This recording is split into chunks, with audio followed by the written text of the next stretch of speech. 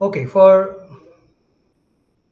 as you already know, all the participants, if you have any question during the presentation, so please put the question in the chat box. Otherwise, you can ask your questions in the final question answer session in the last 10 minutes of the presentation. Now,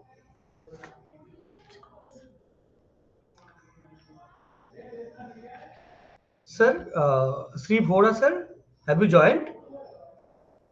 Yes, I have joined. Thank you, sir. So now, for first session, it is my immense pleasure to introduce Sri Kunal Vora, the founder director of SHRM Biotech Private Limited. Mr. Vora holds a master degree in business management from Kolkata and has further enhanced his expertise by completing the Financial Time course on wealth management in New York. Before establishing his organization, he worked with reputed multinational companies including Ernst & Young and Ocwin Financial Solutions in the United States. A committed contributor to society, Mr. Vora has actively involved in various social initiatives, including Annodan initiative, through which he was recognized as COVID warriors. His professional excellence has earned his numerous recognition. He has been named among BW Business World 40 under 40 Indians educators, along leading national platforms like Byju's and Unacademy, and has been acknowledged as one of the top 10 leaders and achievers in biotechnology. He continued to be honored by various state and national bodies as well as leading media organizations. Mr. Bhura also contributes academically as a board of studies member at MIT University and other institutions in the field of biotechnology. Additionally, he served as a committee member of the Indo-Australia Chamber of Commerce. With this brief introduction, we are delighted to have him with us today to speak on entrepreneurial mindset and career pathway, empowering life science students for innovation and professional growth. Sir, we request you to kindly take the platform and enlighten us with your thought. Thank you, sir.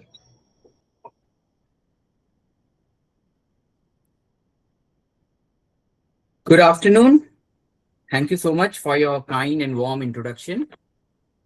So let me start this session. So with a greeting of good afternoon to all the respected faculty members and colleagues.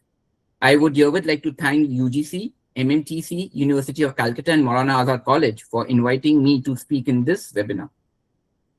I have been already introduced, so I will not waste much time, but I would like to start this session by which we were going to talk about some innovation, some entrepreneurship, and I hope you would be enjoying all the technical sessions which were lined up by by this by the scope of this webinar. So you would be going a lot of technical understandings on this, and I'm sure you would be using and your brain would be buzzing across with a lot of ideas. And this is what my session is all about. I would be talking on conversion of these ideas of your research into translational to a commercialization manner by which an entrepreneur can be born across. So this is a total paradigm shift from technical to the world of innovations and entrepreneurship. So let's all incubate the ideas of converting the students of your departments and the faculty members to the world of entrepreneurship. I would like to just hold on so that I can just present my slide.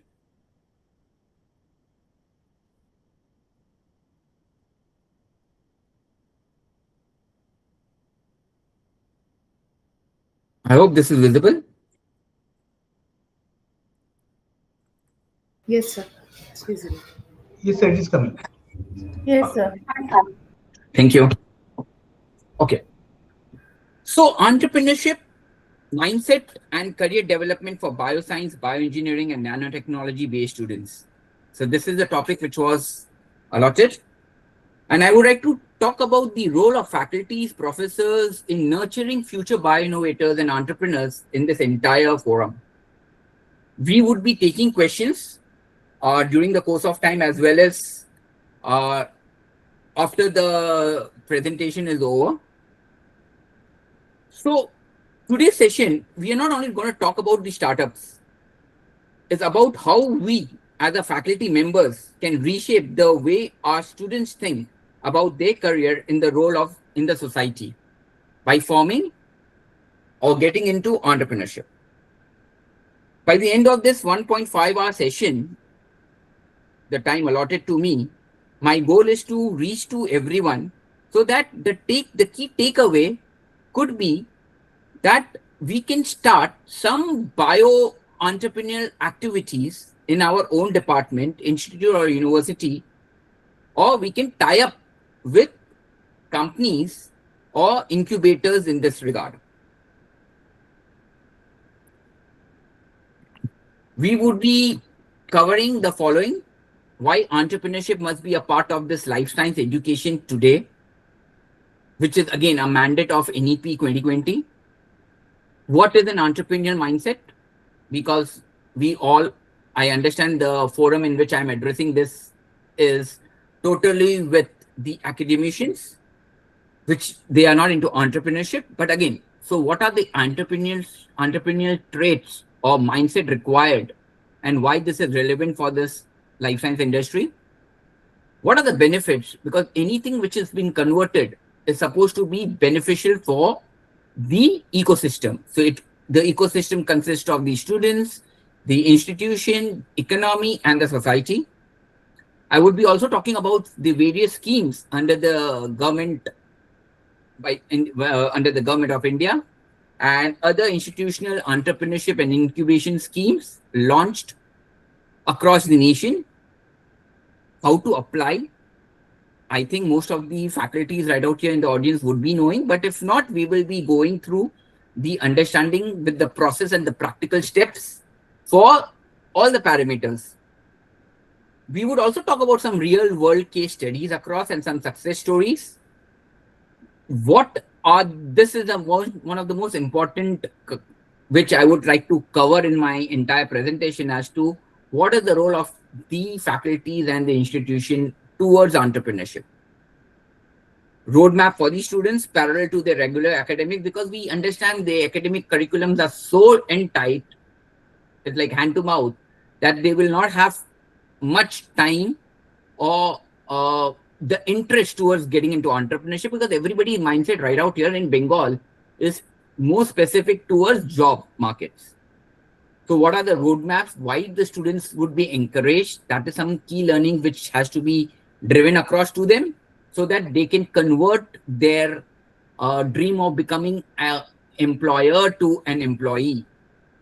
What are the proposed action plan for the institution, which we would be talking on a short-term, medium-term, and a long-term basis, and we'll definitely have some time left for Q&A and discussions thereafter. I would request audience to stop me if you need any clarifications, so that we can, because during the process, there could be some questions which could be relevant to you guys. I would request you to question me on those parameters so that we can address together the solutions toward your questions. Okay, so why entrepreneurship should be the mainstream of life science education? I would like to ask this question to all the academicians right out here in the forum.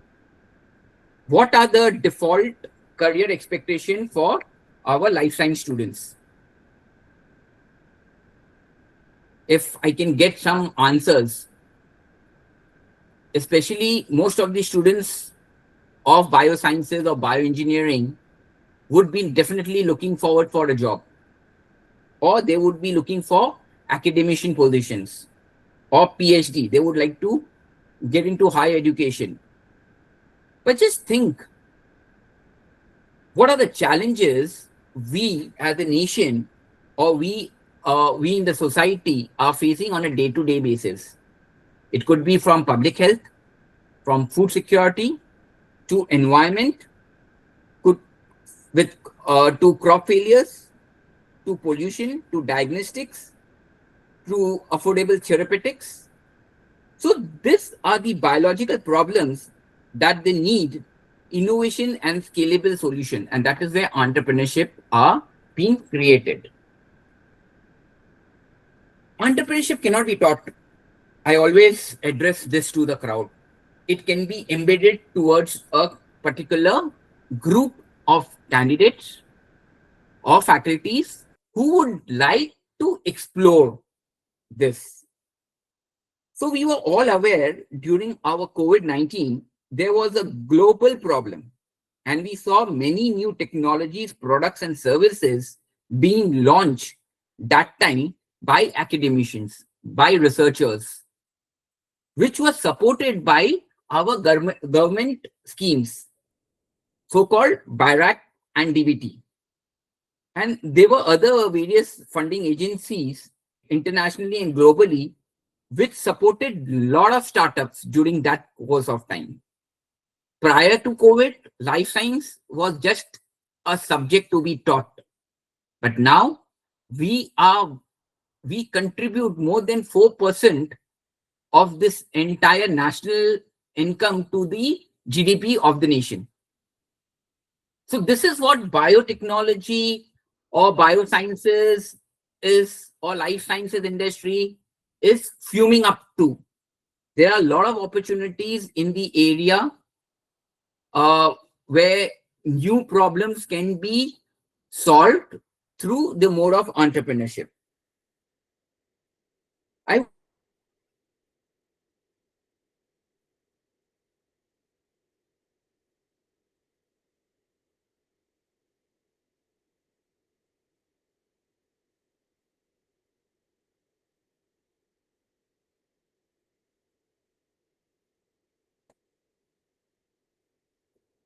Am I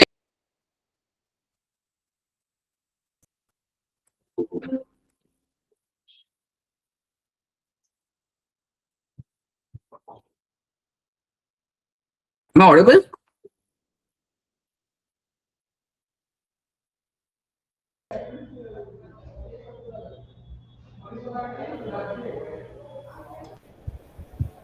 Slides are not visible. Yeah. Sorry. Just 1 minute. Now?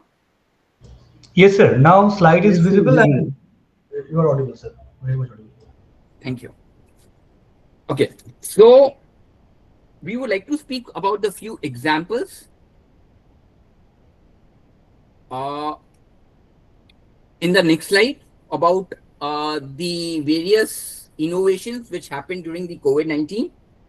But before going that, I would like to also state that entrepreneurship allows our students to convert the lab knowledge into the real world impact, the products, the services, technologies, and the job markets. For college and universities, it evaluates institutional relevance, attracts motivated students, fostering industry and academia collaborations, and can lead to recognition such as patents, startups, and fundings. So this is one of the niche mainstream areas for college and universities to undergo entrepreneurship in their core syllabus. The common mistake, what happens is, we consider this entrepreneurship as a part-time hobby. But entrepreneurship cannot be taken as a part-time hobby. It should be treated as a full-time understanding because it requires a lot of efforts across to it. And this is why I would recommend, because it is already a mandate of NEP to promote entrepreneurship in the schools, colleges, and universities, and make this as a mainframe of your college syllabus, as a parallel track alongside your regular academics, which are part of it. And we should not compete entrepreneurship from college to college, but it should be in the main forum by which the society can grow itself. To do that, we need to understand what kind of mindset we should be cultivating among these students so that we can get on to a proper incubation services. So as I told you, these are the few of the innovation technologies which during COVID, which were being funded and recognized by BIRAC and DBT towards entrepreneurship. So Biodesign Innovation Labs were the company which were into ventilation device, with smart technologies, emerging respiratory and ventilation apparatus. Chamukka Innovation Private Limited was more with the mobile infection testings and reporting. Helixon or OXY2 was into wireless vital monitoring device. Comfy MedTech Private Limited were transparent N95 masks and PPE kits manufacturing. And there are many more which were recognized and funded during this process.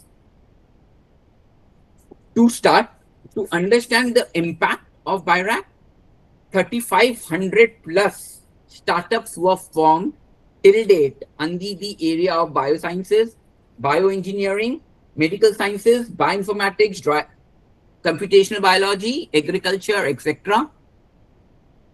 More than 600 products and technologies are being supported by BIRAC. 4,000 plus crores of investments are being put across towards the startups. We can see 32,000 plus people being directly employed under this various startups. And to get an access of the startups to or to get onto the incubation understanding, there are more than 74 I would say the real-time incubators which are providing support to the entrepreneurs or to the people who have an idea who would like to venture into entrepreneurship. There are more than 7 lakh square feet of areas dedicated towards entrepreneurship, and more than 1,250 IPs being generated across. So I'm sure these you academicians are prolonged to get into research, into IP. So why not take this opportunity and develop a system where you can also become a successful entrepreneur along with your students across. So 344 academics or institutions are already being supported by BIRAC. So how do you apply and why you should apply? And this is what the presentation is all about. The most challenging question, what is an entrepreneurial mindset? Do I have a potential to become an entrepreneur? That is something which would be buzzing in your mind across. And what are the traits of becoming a bioscience or a bioengineering students for being an entrepreneur, and how to identify them in the classrooms? I would make this question a very simple, I would answer it in a very simple manner. An entrepreneurial mindset is not about everyone to start a company. It is how a student can think beyond the academics. It could be a small solution or a small identification of a problem which will convert to an entrepreneur. So this is what is required from a student. You need to identify as an academician who are the students who could be well articulated or converted towards entrepreneurship, because they have a tendency to identify a problem and even identifying a solution across to it. So that mindset of the people can definitely become successful entrepreneurs across the table. What are the key traits? So the following are the key traits which an entrepreneur should have: creativity and innovation, problem solving orientation, adaptability and resilience, ethics and social responsibility, business acumen and vision, initiative and proactiveness, interdisciplinary thinking. So let me make things more easier to identify the traits. Coming to creativity and innovation, we need to identify the gap where a product and a service can be formed on a real time. So it has to be innovative solutions in the mainstream of biotechnology and life sciences. Problem solving, orientation is to identify the problem and trying to solve the problem in real-time scenario through scientific approach. That is what are the traits required. Adaptability and resilience. When experiments fail or regulatory changes, they learn and pivot. Interdisciplinary thinking. Today, any business is not only on the core domain area. It is on the interdisciplinary subjects. Could be biology plus statistics, AI plus engineering, business plus biology. So you require a clear approach, a right kind of thought towards mixing various subjects and joining collaborations across. It could be with individuals, it could be with departments, it could be with companies, and that is what interdisciplinary thinking is all about. And especially the most important is ethics and social responsibility. A successful entrepreneur is to have a very ethical mindset, a decision around patient data, animal use, environmental release of microbes. So these are how the traits have to be uniformed across in order to become an entrepreneur. We would now be seeing more examples of these critical parameters by which a student took an opportunity or became a successful entrepreneur.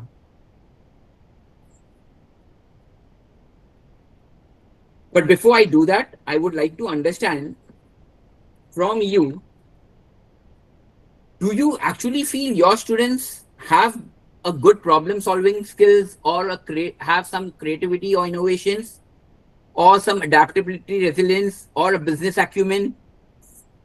I would like to have some answers in the chat box if possible.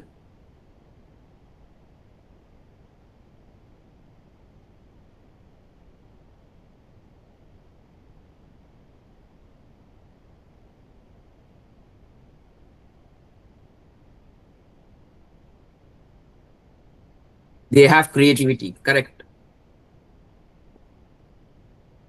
So we together need to pick those students up and create them and give them the opportunity to explore more into the entrepreneurship.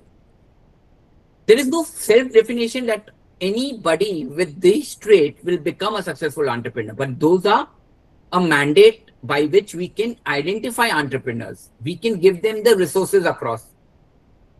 And yes, they are willing to explore and innovate. Yes, most of the students, because they are so much involved with the smartphones across, they are so tech savvy that they would like, everyone wants to explore the opportunities. I'm sure the students of this generation, especially, they have multidisciplinary understandings on various subjects. They are very creative because that is how they make reels. That is how they are into all the social media and they are proving the impact across. They want to show in their classroom they are unique.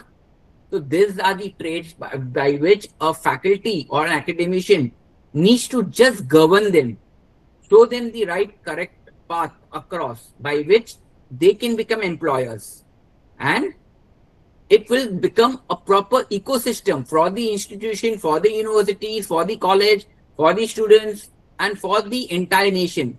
And that is how entrepreneurship is being formed.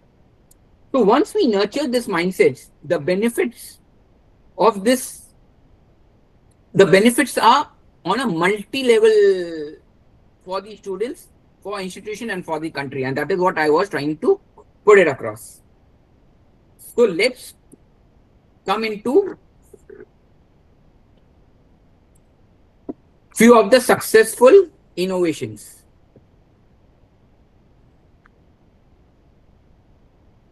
Creativity and innovations is basically to identify the gap in the market. So there was a startup named Harvested Labs. What did they innovate, or what was their creativity?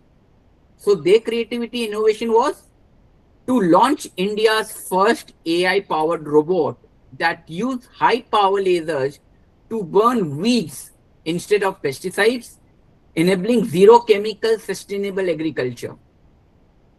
Now, these are the students, Mr. Rahul and Mr. George, from Mahendra University, Hyderabad, who were graduates, just a normal graduates, invested their thought, their creativity inside the classrooms towards a successful startup.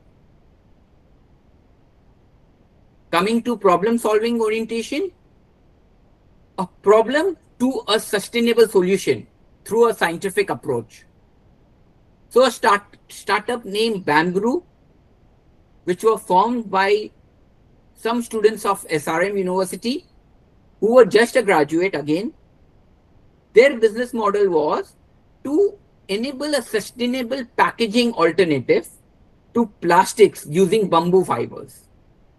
And they won a Zomato Packathon Challenge 24 among 85 successful startups. So again, a successful example where they thought about an idea, a solution, which were driven across by the university with the help of academicians, mentors, mentoring it, and they're winning a hackathon challenge. A successful example for adaptability and resilience, flexibility in business approach was by a startup named Bliss Natural, formerly Bliss Pads. Their business model was converting a biodegradable sanitary napkin from kenaf fibers, which were FDA certified, chemical-free, feminine hygiene products, pivoted from the college project to comprehensive brand across India. They got a lot of offers by various pharmaceutical companies to merge, and this is what Nivida and Gautam, just a BTech fashion technology students, got into interdisciplinary thinking, got connected to the biological mentors, and this was their college project in 2002-1. So if you read the case studies across in Google, you will get a lot of understanding on how the mentors, academicians supported the students to thrive into entrepreneurship. Let's talk about a startup of IIT Madras, TBI, which is Technology Business Incubator, which incubated a startup named Plansys Technologies. Their business model was underwater robotics for maritime inspection, combining marine engineering, robotics, and defense technology, which worked with the Indian Navy, ONGC, and BPCL. So what are we trying to say from all these traits are, when we talk about creativity and innovations, we see that Harvest Labs, Rahul and George, didn't just think about reducing pesticides. They reimagined the entire approach to weed management. Instead of the following conventional methods of using chemical spray or using the manual labor, by which they created the first AI-powered laser weeding robot. The innovation elements, what I understand from Harvested Labs, because I was doing a lot of reading across, was they got into novel technology applications, which were using high-power laser to literally burn all the weeds at their root in a radical departure from traditional agriculture methods. They used AI integration. The robot uses computer vision and machine learning to distinguish the crops from the wheat with precision. They had a zero chemical agriculture method, which completely eliminates the need for herbicides, creating a new paradigm in sustainable farming.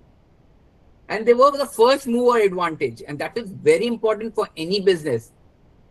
Because of having an innovation in mind, they were the first one to launch the product in the market, rather sitting in the classroom and deciding whether this will work or it won't work. This was not restricted towards only research. This was not restricted towards only patent, but it was restricted and was given the wings to fly further, and they become a successful entrepreneurs.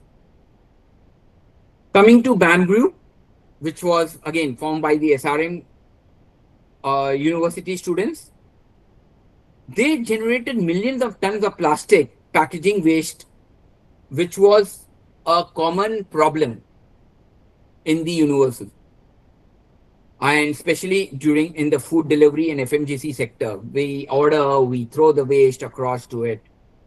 So this traditional plastic alternatives are either expensive or truly not sustainable. So this was the problem which they were trying to solve.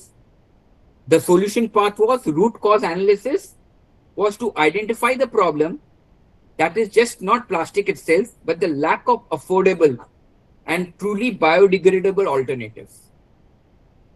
They used resource innovation such as bamboo fibers, which is the fastest growing resources in the country currently, and proper utilization approach was taken into the picture. Practical implementation was done towards packaging and the existing supply chain, because of which they won the Zomato Packathon challenge, and they had the potential to scale up, and that is why investors invested their money across. Coming to Bliss Naturals, as this was a college project, their key learning was into transition from KNF fiber experimentation to FDA certification product development. Now, this required lot of collaborations, lot of insight from mentoring. So they had a very strong, I would say, strong industry collaborations by which they were able to successfully launch these products. So their journey from classroom to commercial success demonstrates their ability to adapt to challenges and bounce back from setbacks inherent in building a sustainable product business. Coming to Plenus Technologies, which is an IIT Madras technology business incubator.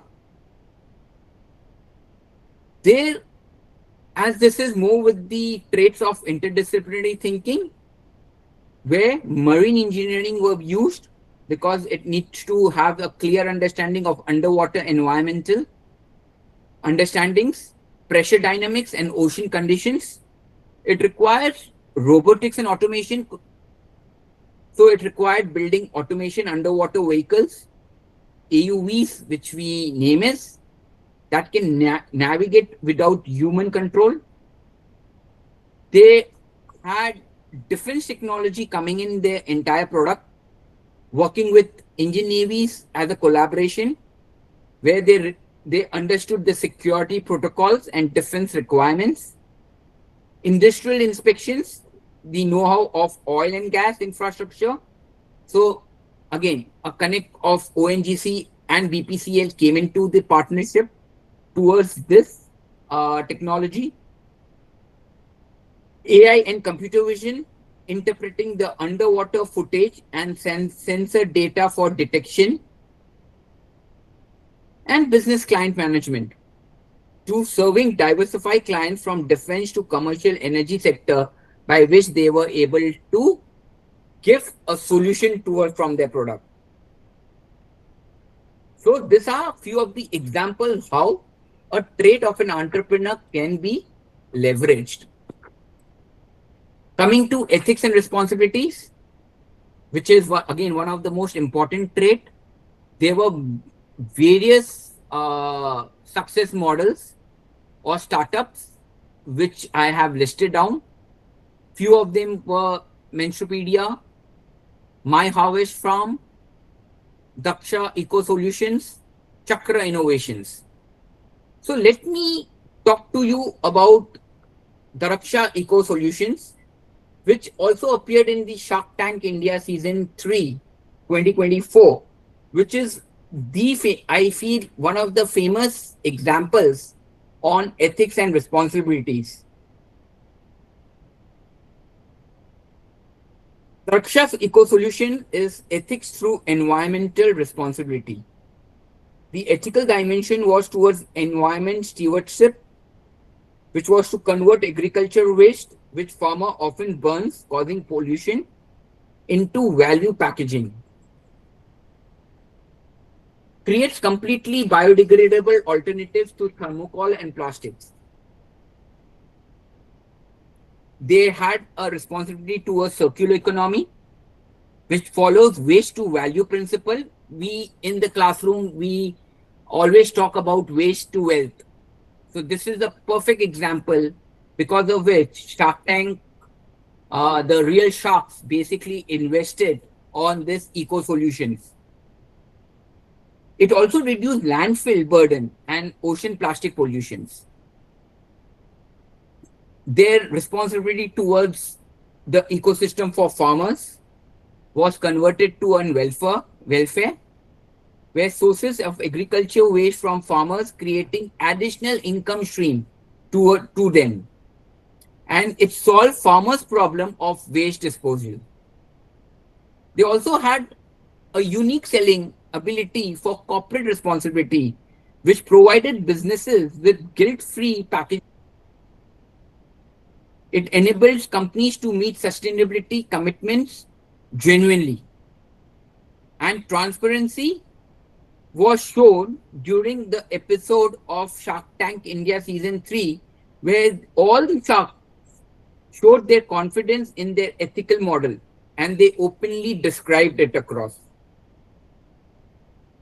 They proved this profitability and environmental responsibility aren't just a mutually exclusive business model, but succeeded because it was ethical. Herewith, all the sharks invested 1% of the equity and mentorship. And this is what business and entrepreneurship is all about. Let's talk about benefits of encouraging entrepreneurship in multi-level grains. For my question, it would be, why should a faculty care to create entrepreneurs? This is not a role of or I would say the job role of an academician. They are there to teach, to mentor, but not create entrepreneurs.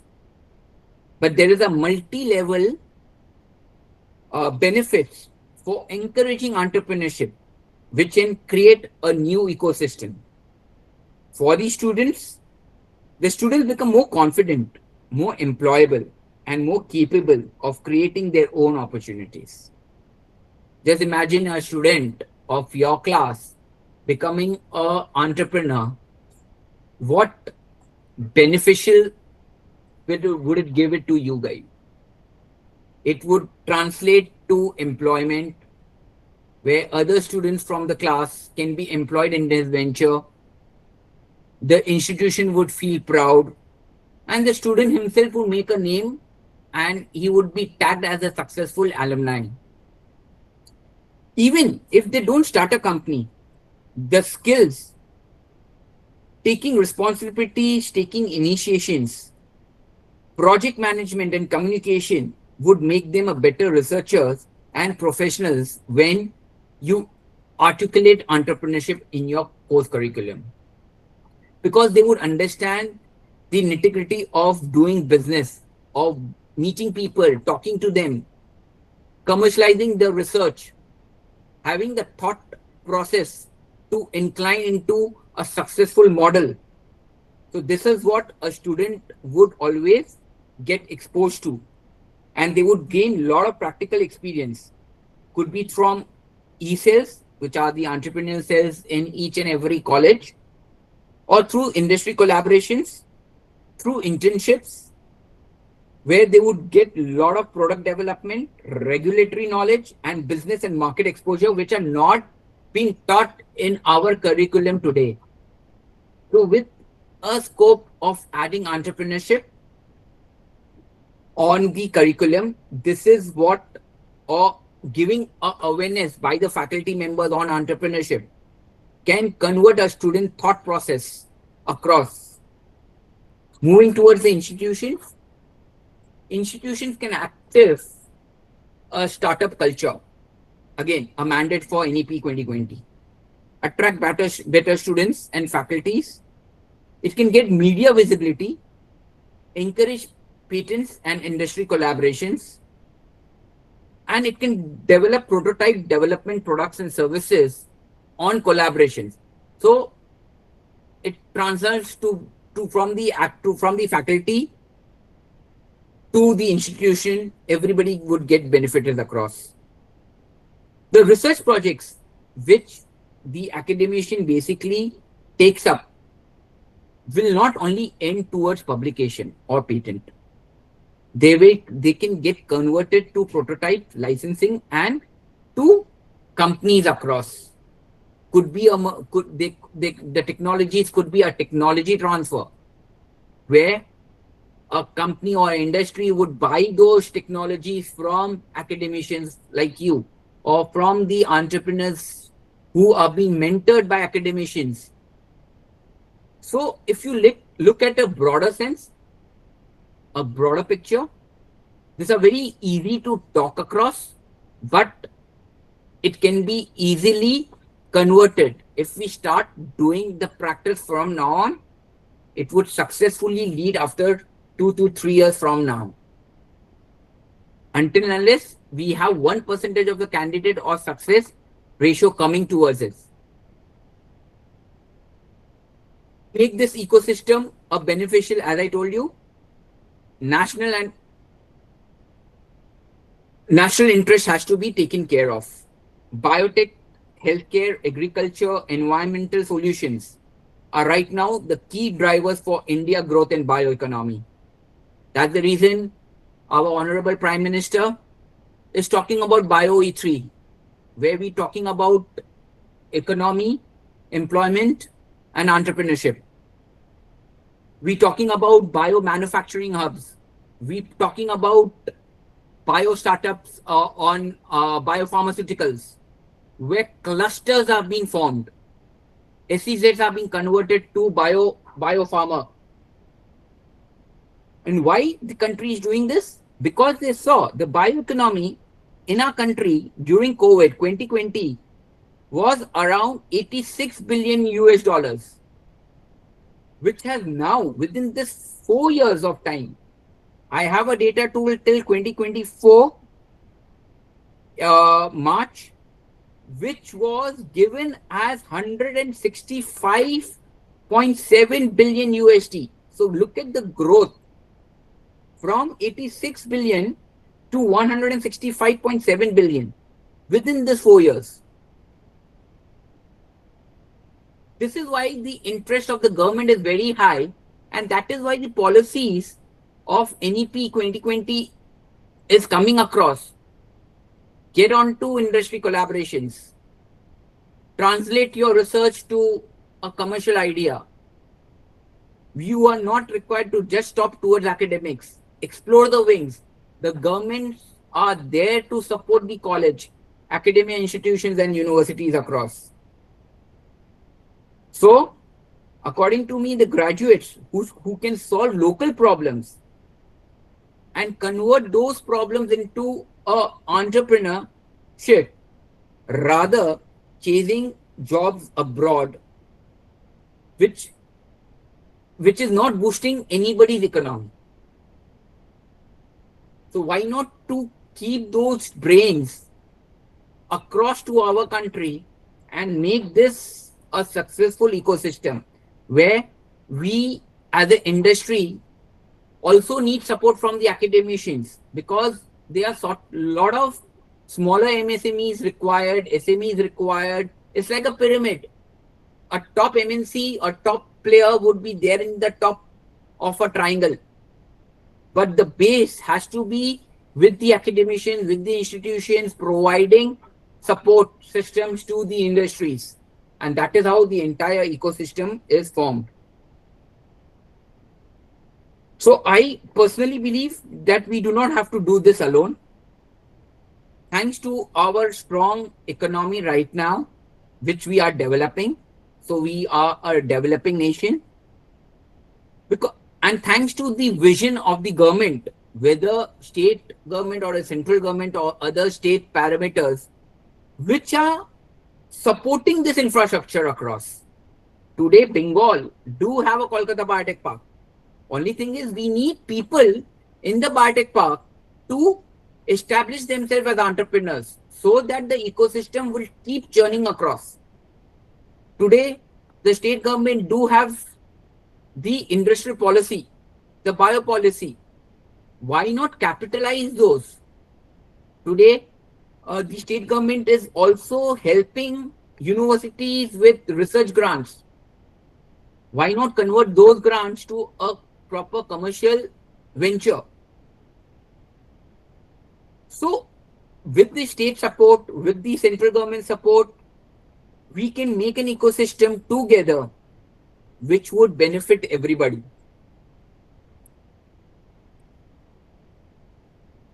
So this is a slide where I would like to talk about the Indian schemes and institutional support, which most of you would be knowing, most of you would have heard about it, or if you have not, I would be describing it during this presentation across. So we all know that India today is one of the most vibrant startup ecosystem for this life science industry. And we have very specialized support towards it. And that is how the government is also helping to make this ecosystem by playing a role of Krishna of Mahabharata, where the government is giving us various spokes from funding, from mentoring, from space, from infrastructure.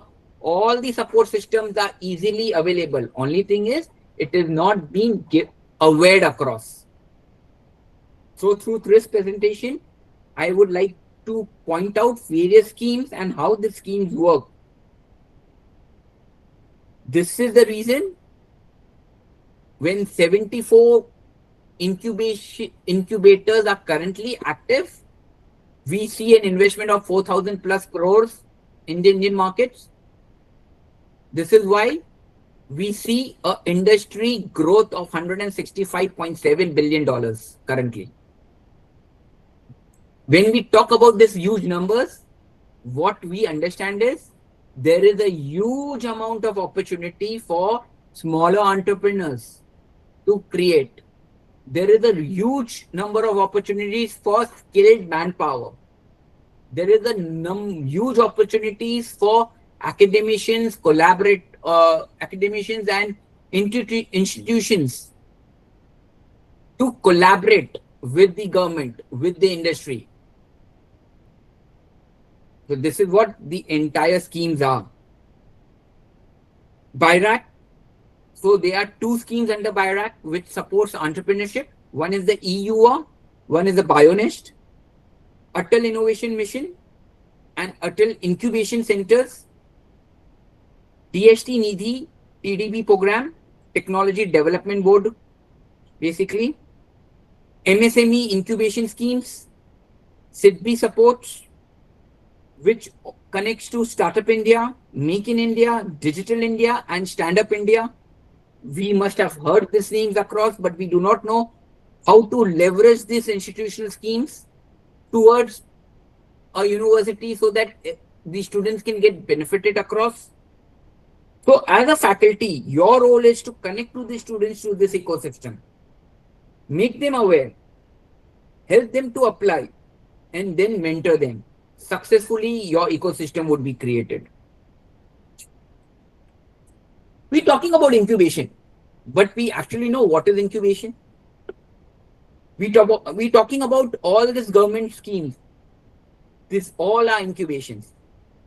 So incubators are basically a place which supports entrepreneur to an early stage startup companies by either competing or cooperating with other companies in the search of the most interesting, valuable and viable startups. An incubation facility provides the students, the academicians, in order to grow then to an entrepreneur. So these are the support systems which a incubation facility provides. It could be from portfolio support to funding support in terms of grants, equity, debt model, could be advisory and mentoring support, could be technical and lab facility support, because every academic institution in our country do not have the ability to buy sophisticated scientific instruments. Then how do you come up with your idea? How do you run a class? So there are a lot of questions what an academician or a researcher would be having across with them. So use an incubation, take leverage of the central instrumentation facility, identify your product, get onto your services through the help of funding, advisory, use the infrastructure support, co-working space. So after the class hours, you can go to an incubator, which could be nearby, and use the co-working space to develop more into your entrepreneurial product or service. You also get the leverage of administration, legal and intellectual property. You get access to market. You are connected. You are given the business linkage, and your networking are being created by this incubation so that your product and services are scalable or sellable.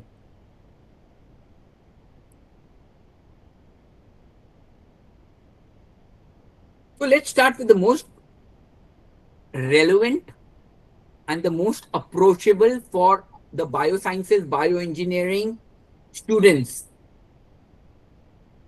which is BIRAT and DBT. This is the organization I'm sure all the academicians right out here in this forum would be aware of, but you would be aware of with schemes like BIG or SPARSH, where you translate your research. But what about opening a EUA center at your college or having a incubator of your own through Bionest? So BIRA is Biotechnology Industry Research Assistant Council. It is a government enterprise dedicated to support biotech innovations and entrepreneurship. What it offers is fellowship for students and young innovators. It also provides research grants for POC, which is a proof of concept. It provides mentoring, both technical and business, through EUA and associated Bionest incubators. And it also gives access to pre-incubation space and facilities across. How can a faculty use them? You can encourage your students to form a group, to form a team of typically 2 to 5 students with you as a mentor. Identify a local problem, could be diagnostic, could be agri, could be crop failure, could be healthcare, environmental, anything, and propose a scientific solution towards it. You can act as a mentor. You can refine proposals and route this application through your institution to the nearby EUA center or a Bionest incubator. In Calcutta, I am aware of Adamas University as one of the potential EUA center. We do not yet have a Bionest incubator funded by BIRAC till date in the state of West Bengal. But in our nearby states, in Northeast and in Orissa, we do have a proper funded incubator where the students of your college, with you as a mentor, with you or without you as a mentor, can definitely approach a bioincubator and scale up the, I would say, the product or the services which they have cultivated. These EUA activities are often basically anchored by the Bionest incubators, which the university or the college can also plan to open one in your respective institution. We as a company, SHRM Biotechnology as a company, we can support you and guide you as to how you can apply for EUA or a Bionest to BIRAC, where we can give you the entire complete understandings, because these are all now in due course of time. This would be, it's like an e-cell which would be there in each and every college from now on.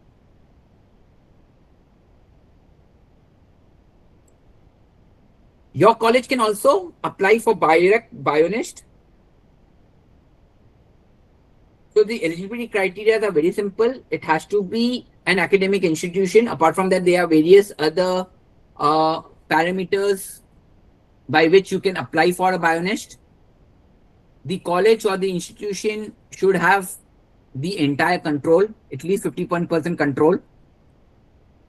The funding support would be in the form of grant for both the CAPEX and the OPEX, which is the capital expenditure and as well as to run the day-to-day operation.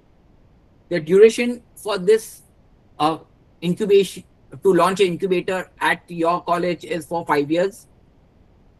BIRAC will fund the entire project up to 80%. They will cater to refurbishment, renovation of space, equipment, furniture, operational costs, etc. That can be taken care by BIRAC themselves. And all necessary facilities and support system would be provided by BIRAC, so that you can launch a proper incubation services across, and the students can become incubatee of your college and of various other colleges and universities. They can also join this incubator and make a growth model out of it.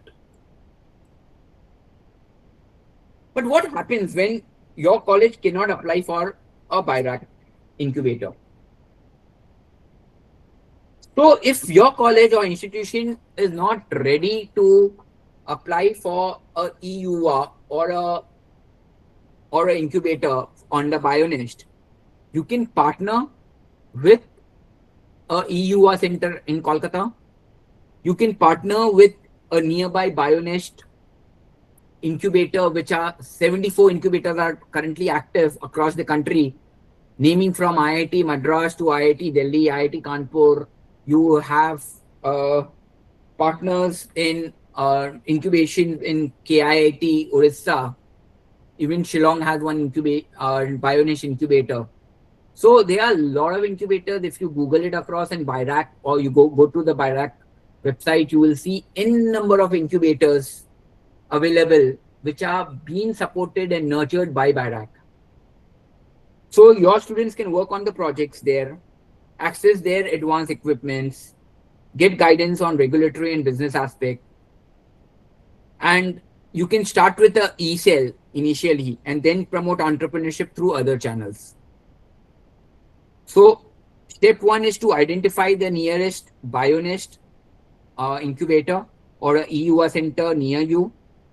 Initiate a collaboration, make your student visit, do joint events together, and that is how you start rolling the entire ball. Coming to the other government incubation and innovation programs or schemes, they are through AIM. So let me give a quick map on all the other major schemes before we understand how to apply, because I do just have a 30 minutes more to wrap up the session. Atal Innovation Schemes supports innovation at multiple levels, from school, college, startups, mainly through AIC, which is the Atal Incubation Centers. This AICs provide space, mentoring, and sometimes small funding. So your university, your college can apply directly to AIC. There are a lot of AICs in the country where you can access those areas. DST Nidhi also focuses on converting knowledge-based innovation into startups. It supports incubators and also gives seed support, fellowships, etc. to, again, students or a group of students or the academic institution in order to develop into a successful startup. MSc incubations, even your college can also hold this as a, you can also hold one of the MSME incubation service control system in your college. This scheme supports innovative business ideas from students and entrepreneurs, especially where there is a potential for commercialization. So even you can approach an MSME incubation service and get a small MSME incubation in your own college or university, which could be a stepping stone towards aware entrepreneurship across your own student fraternity. Major advantage would be others, if you can create one, what would happen is other students would also from various other colleges and academic institution would also approach your college for incubational services, for mentoring, for funding. You would get a lot of collaborations in this regard, and it would be a win-win scenario for the institution as well as for the academicians, faculties who's leveraging this potential ideas across. SIGB is also one of the most successful schemes in India. It manages funds basically that eventually invest in early stage startups, particularly when they grow out of incubators. So once your product is commercialized and you got incubation services across through BIRAC or through a personal incubator, you then get funded by SIGB. Then comes Startup India. This is an umbrella initiative under the DPIIT, which is a startup initiations that gives recognitions, tax and regulatory benefits, and connects startups to funding and mentoring. So various government ministry under the Ministry of Entrepreneurship, there are various schemes which are available for the students, for the academicians to capitalize. Only thing, the problem is most of the academicians or the students are not aware of the schemes. So today you cannot question, I have an idea, but I do not know how to get funds, because funding is a major crux which stops an entrepreneur from dreaming. Second crux is resource, infrastructure. So all these schemes from BIRAC to Nidhi, they all provide space across us. They are clusters, they are small funding to large funding available, and governments are promoting this. So we can understand how important this is and how do we and our students actually engage with the schemes across. So let's break down into my next slide as to how do we apply. So this is a flow chart basically, which talks about identifying a problem and an idea. We hope that the students are accessible to your e-cells in the college and universities or from the departmental wise. Let's ask the students to look for real problem in the sector of health, agriculture, environmental, diagnostics, sustainability, etc. Come out with problems. Try to identify how these problems can be actually or practically sustainable or can transform to a commercialization. Guide them to do a quick literature, do a market scan, whether this problem actually defines or not, how the market would react if this problem has been identified. Form a team. It could be a student team. If it is an interdisciplinary, try to get hold of different departments. Try to get hold of different academicians from those departments. create a mentor, help this team, which consists of 2 to 5 members, to identify the mentors, identify the market. Thereafter, once your team is formed, once you have identified the problem, you know scientifically how you are able to solve this problem, connect to a EUA center, connect to a Bioengineering center, connect to AIM or other incubation centers, connect them to industries, ask them for collaborations. If you are connecting to a BIRAC Bionist or a Bionist incubator or a EUA, ask them to for the application guidelines, apply as a team, try to name your team, do your timelines, because any application would have, whether you are writing a research also, definitely in a parameter of a timeline. So you need to also define a timeline for the work, the lab support which you require, the experiments which you would be doing on a prototype base, coming out of a prototype development to recognizing those into iterations and then converting it into a commercialization that requires a proper timeline support. So prepare a proposal, work with your students on short concept note on your problem statements, what the market problem is all about. Scientifically do the solutions, do the innovations, have a potential impact, a basic plan ready. Make sure they include the entire scientific rationale, because those would be required when you start applying your ideas into commercializations. A rough plan or experimentation or a prototype development would be required in your application form, whether you apply to Bionest, whether you apply to EUA, whether you apply to AIC or AIM or any of the government bodies. Once you do that, you get yourself registered on those portals across, because your application form is now filled, you have uploaded your documentations, and if possible, try to route this through your entrepreneurial cell in your college or from your principal's office, which would have more recognitions towards getting it approved. Then you might have to get onto the presentation towards an expert committee. Once they see a scope of commercialization, they will help you to, once you get selected, I would say, they would help you to monitor progress. They ensure they would report you and link you to further incubations and startup Indian ecosystems. So your role as a faculty is very crucial right out here.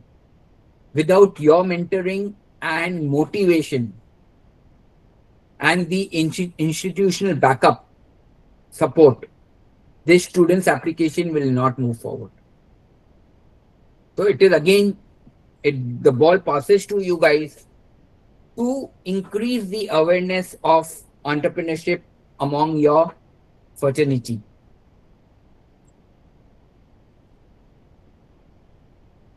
And if we are planning to engage to AIM, Nidhi or MSME Startup India, as I told you, your institution also can become a host as an incubator. So the best thing would be you applying to become your incubator yourself. So your application goes towards your incubation only. So there are two ways of monitoring or working on this model. One is you apply to the Bionest, which is not under your jurisdiction. One, you have your own incubation services on yourself. So how do you call your incubation, or how do you apply for your own incubation services? So with that, you become a well-known incubator is, you need to check out all the calls which are periodically given by AIM, DST Nidhi and MSME. So they often, through print media and through their website notification, they promote academic institutions to open a incubator at their own academic premises or under the university. Prepare a proposal. There would be a draft template. Just fill it up. Prepare a proposal showing your space, how much infra you can devote, what are the labs you can affiliate across your faculty strengths in your college or your university, regional requirement, why you want to start this incubation services across, and a sustainability plan. We as a company can also help you to explore this entire options of hosting our incubator, I would say, at your academic premises. And this can be a medium term goal, and it's very powerful, believe me. Once you start this, automatically, because once you have something in-house, the articulation of creating awareness, because once a MSME incubator is set up on your academic institution, there would be a lot of proposals coming over by the government, a lot of schemes, which would be directly, indirectly passed on to the students, to the faculties. And that is how the entire research, which is on a translational mode, would be converted to a successful entrepreneurship. So this is one model. The second model would be you partner with the existing AIC or NIDI incubator or an MSME incubator and let your students explore those incubation services. If you still think that you do not have the time and the from your academic curriculum, you will not be able to venture out on this application. So rather collaborate, partner,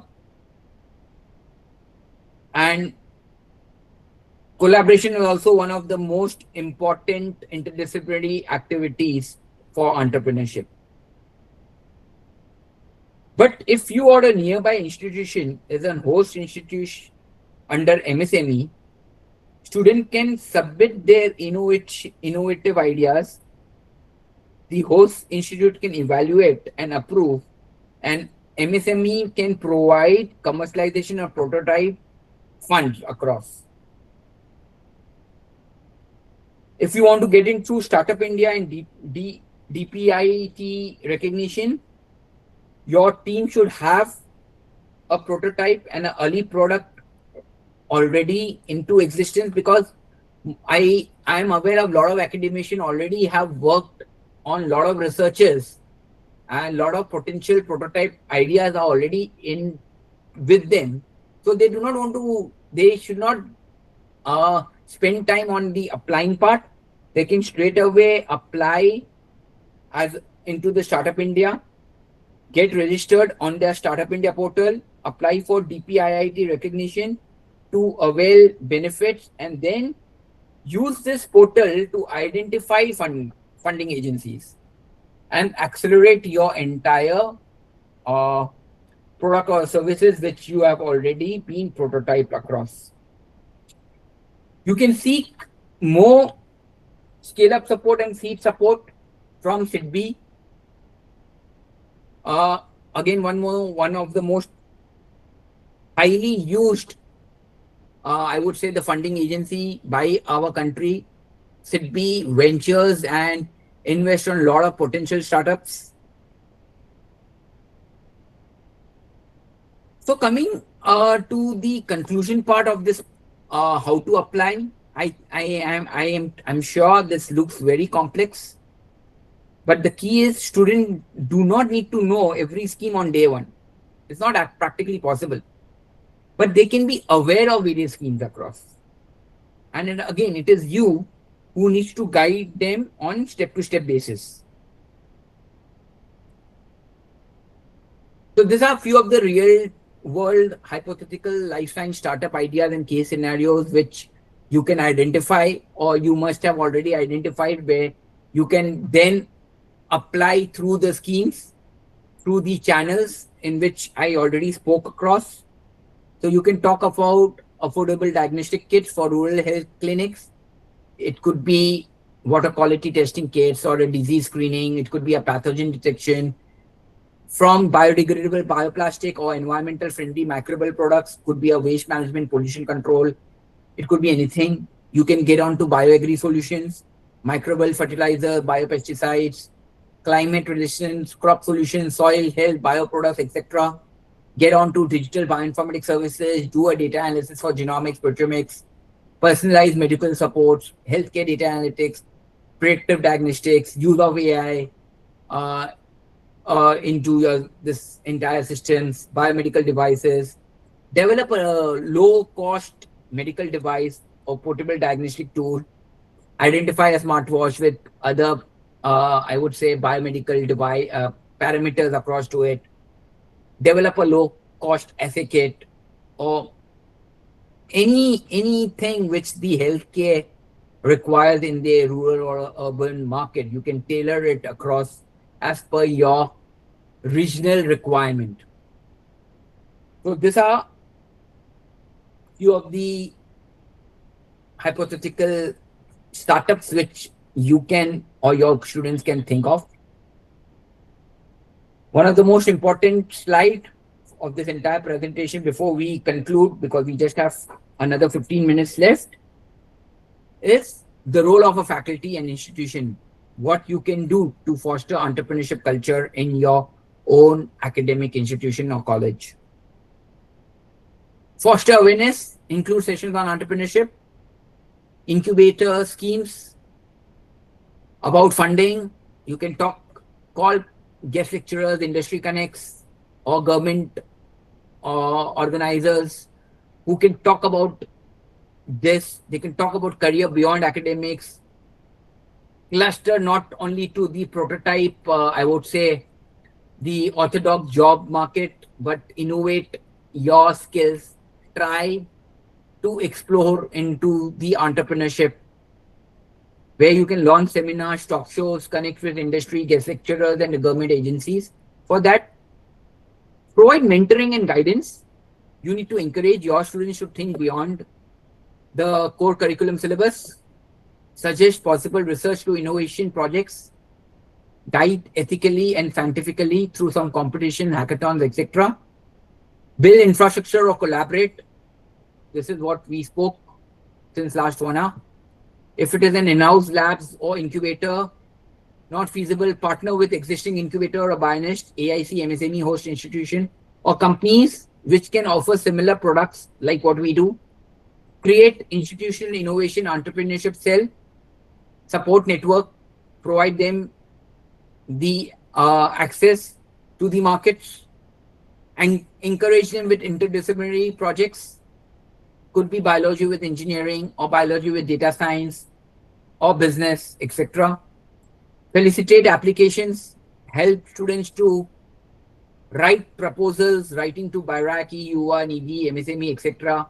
So there are various sessions which the people from this organization of Bioraki, UA, or companies can actually help you in understanding or writing proposals, documentation, paperwork, how to get onto those, etc. For this, you can conduct workshops, trainings. You can provide flexible academic support, credit recognition, because today we talk about credit hours. Why not allow students to work on a startup or a research alongside academics, perhaps through elective credits or project work or internship, which can give mileage to their academics. So the students who would be interested also to try their hands across could be leveraged. Track and support long term. Once ideas move to prototype, startup would help them with regulatory compliance, business planning, networking, funding, incubation, which all will come as a part of the incubator's traits, I would say, the requirements under any incubator. So this can be a role of a faculty or institution where you can foster entrepreneurship culture among your students. I understand doing business in Bengal is very tough, but until and unless you make a change, it will not be won't be so easy for anyone else to take this thing forward. I remember the quote uh, from Rabindranath Tagore, which says, "What Bengal thinks today would the world would think tomorrow." The Nobel laureate, basically. Gokhale, sorry, not Rabindranath Tagore, Gokhale. So, if you take this initiative, I'm sure this 4,000 crores of investment from the government of India would multiply X amount of time and would create another synergy. And what Bengal's means business, which we see in every winter, would be proclaimed by your initiations. So again, a roadmap could be a short term, mid term, and long term.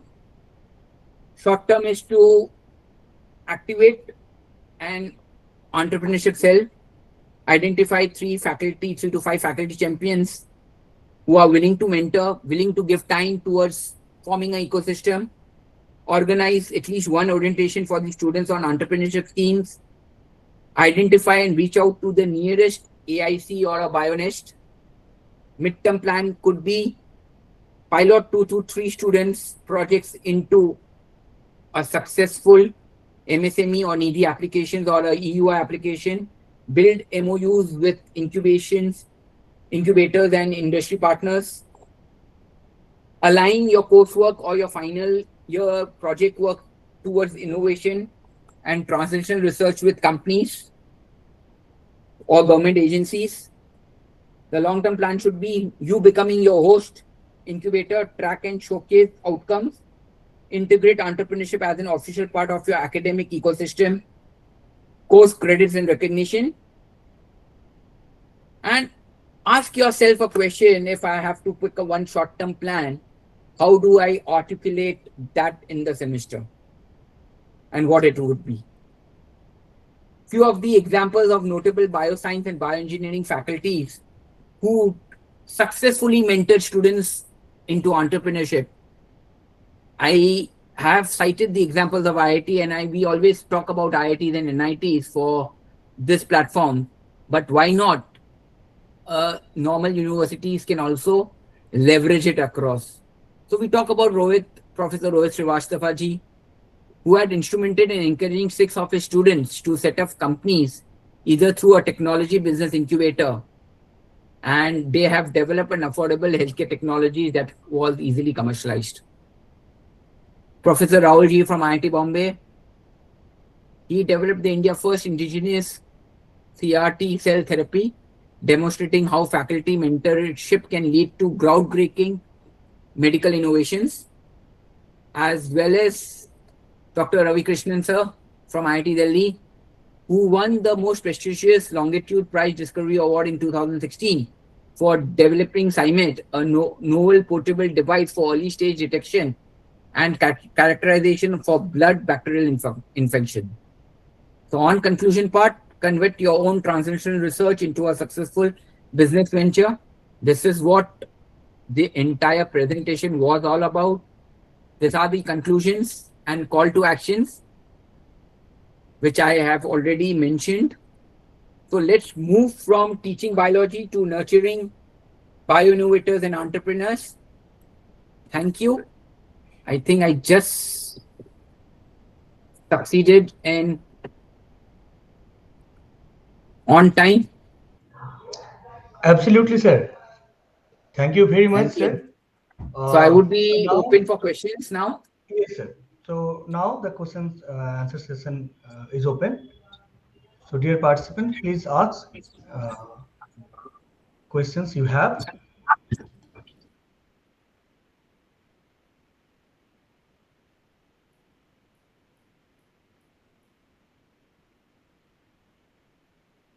Thank you, Sumanta sir, Tandrima ji, Ayan sir, Dr. Kazi, Kuntal sir. I hope you will take a proper takeaway from this entire session. Start small, start your entrepreneurship awareness camps, organize seminars, talk shows, road shows, whatever. We can definitely help you to encourage entrepreneurship, because as an entrepreneur myself, I can understand what I was not given an opportunity to get mentored in my college. But what if I would have got today? I would have been my network would have been grown enormously. I wouldn't have invested my 2 decades in entrepreneurship. This would have been done by 1 decade itself. So that is the power of networking and resources which can be available. So I know this topic is not your domain area topic. This was topic which was something away, but I am thankful to UGC, MMTC, Calcutta University and Maulana Azad College to identify the importance of entrepreneurship and leveraging entrepreneurship in your academic schools and college, like in your colleges and universities across, which can make a proper ecosystem. So I've given you a nutshell as to few of the schemes which are there by the government of India, which you guys can take leverages across. Thank you so much. Okay, sir. So now this I think they already communicating with in chat. So if you have any question, you can directly ask to sir now.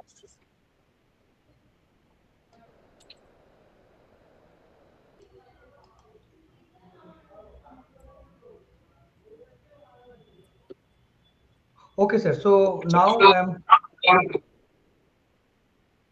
I'm coming to the part of the session. So on behalf of our institution and sir, am I audible?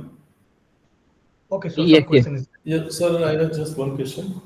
For BIRAC schemes, to the point we were told, we were told that you will be provided a grant, and if your startup makes a profit, you need to return that amount. Is that true? no, sir. I would say partly true, partly not true. A BIRAC, you need to understand the government also has to sustain themselves. True, true. So if the government is spending X amount of money on your product or a service, on your technology, they also want a part of a return because they are the equity partners towards it. Definitely. Because they are providing you the grant. It's like a normal investment. I am an investor. If I invest in your technology or a product, definitely I would be taking some part of your equity. Equity is transformed to profits. Profits is transformed to dividends. So that is what I am looking at. In the same way, to sustain an incubator, BIRAC also, in short, converts those into a part of equity or a return on investments, which is a part, because they have supported with you with all the with the mentoring, with the advisory, with the infrastructure, with the funds, etc., etc. So why not become or share a part of your profit with them? So that is what they meant. Yeah. Additional question if you have time. So I have 3 minutes. yeah, so like most of us are scientists, and the biggest problem we face when we try to pitch a proposal in BIRAC, there are things which we are not aware of, the things on business end and all those things. We kind of lack on support on that part only. Like our proof of concept, everything we know, but what it takes to build a good startup, we kind of lack good support in other parts, especially in universities and colleges. So how that can be supplemented if there is any help? You can get support from your interdepartmental departments in your college or universities, because when we talk about technical, you already have the complete insight out. But when you talk about business, why don't you include your commerce in like Department of Commerce or Department of, I would say, if you have a post-graduation department, MBA, involve those professors across who have, or involve people or faculty members who have some know-how on the business understanding. If none, then you definitely need to learn through burning of your hands. Every entrepreneur basically learns from scratch. Failure is an integral part of an entrepreneurship. If you know entrepreneur today can say that I have never failed. Every successful model derives from failure. So it's a learning. It's basically a key learning which is required from either your end, or either you collaborate with mentors, with professionals or professors from your department who can actually guide you with the business understandings. Okay, thank you, sir. Thank you very much.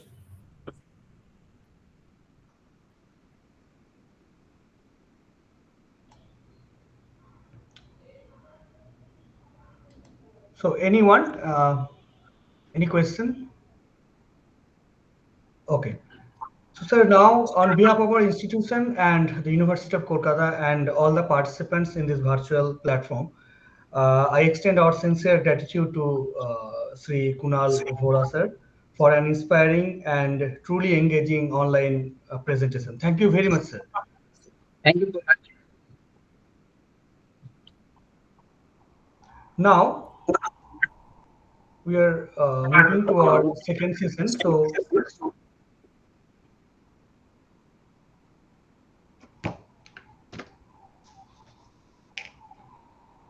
So our next lecture will start soon. Let me check whether our resource person has joined or not. Yes, I have joined. Okay, thank you, sir. So now we are moving to our second part of this session. So for this session, I am pleased to introduce Dr.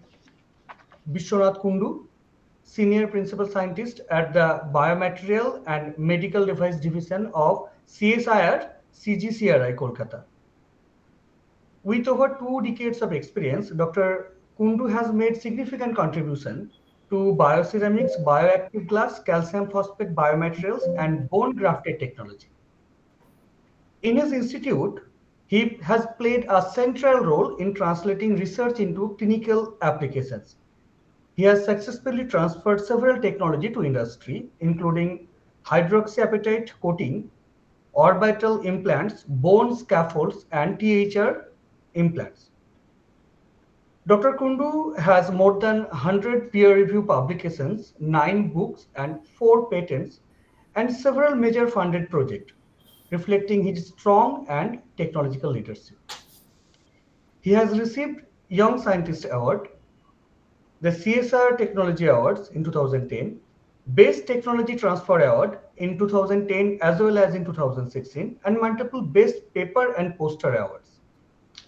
A life member of leading professional bodies such as the Indian Ceramic Society, Dr. Kundu is widely recognized for advancing India's biomaterial research and developing cost-effective, high-performance bioceramic implants.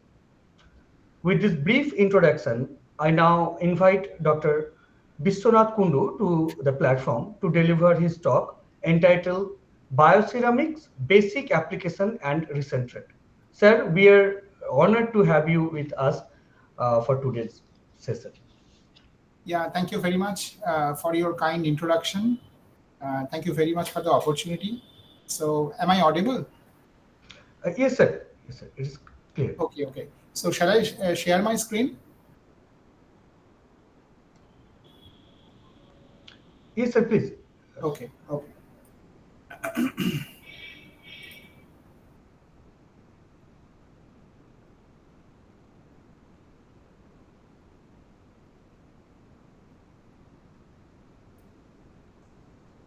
Okay, is it visible? Yes, sir. It is coming. Okay. So, to save the bandwidth, I am just stopping my video for uninterrupted audio version towards you. Just before I start my deliberation, may I request what is the audience of that one? I'm not very aware of what sort of audience I should address. So, if you please tell me.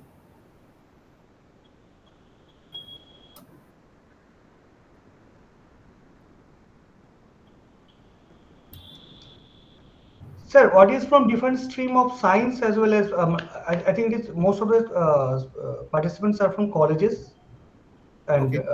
so it will be better if you can put some basic in this field.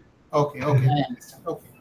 Okay. Thank you very much for the opportunity. Thank you very much, Dr.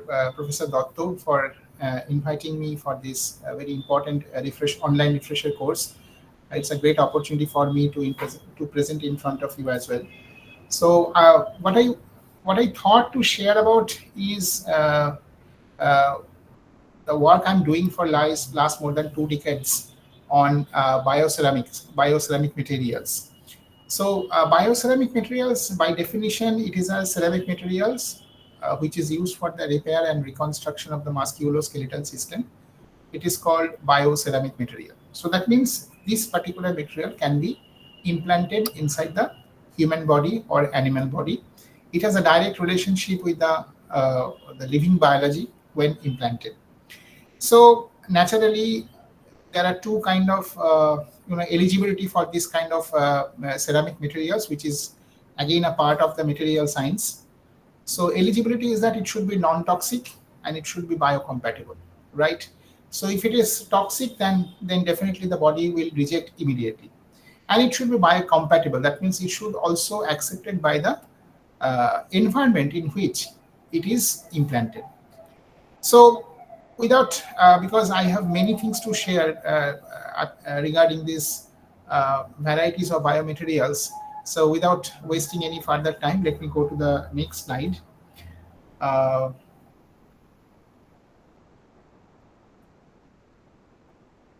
okay, so this is our skeleton. Okay, so skeleton is essential for vertebrates life, as you all know.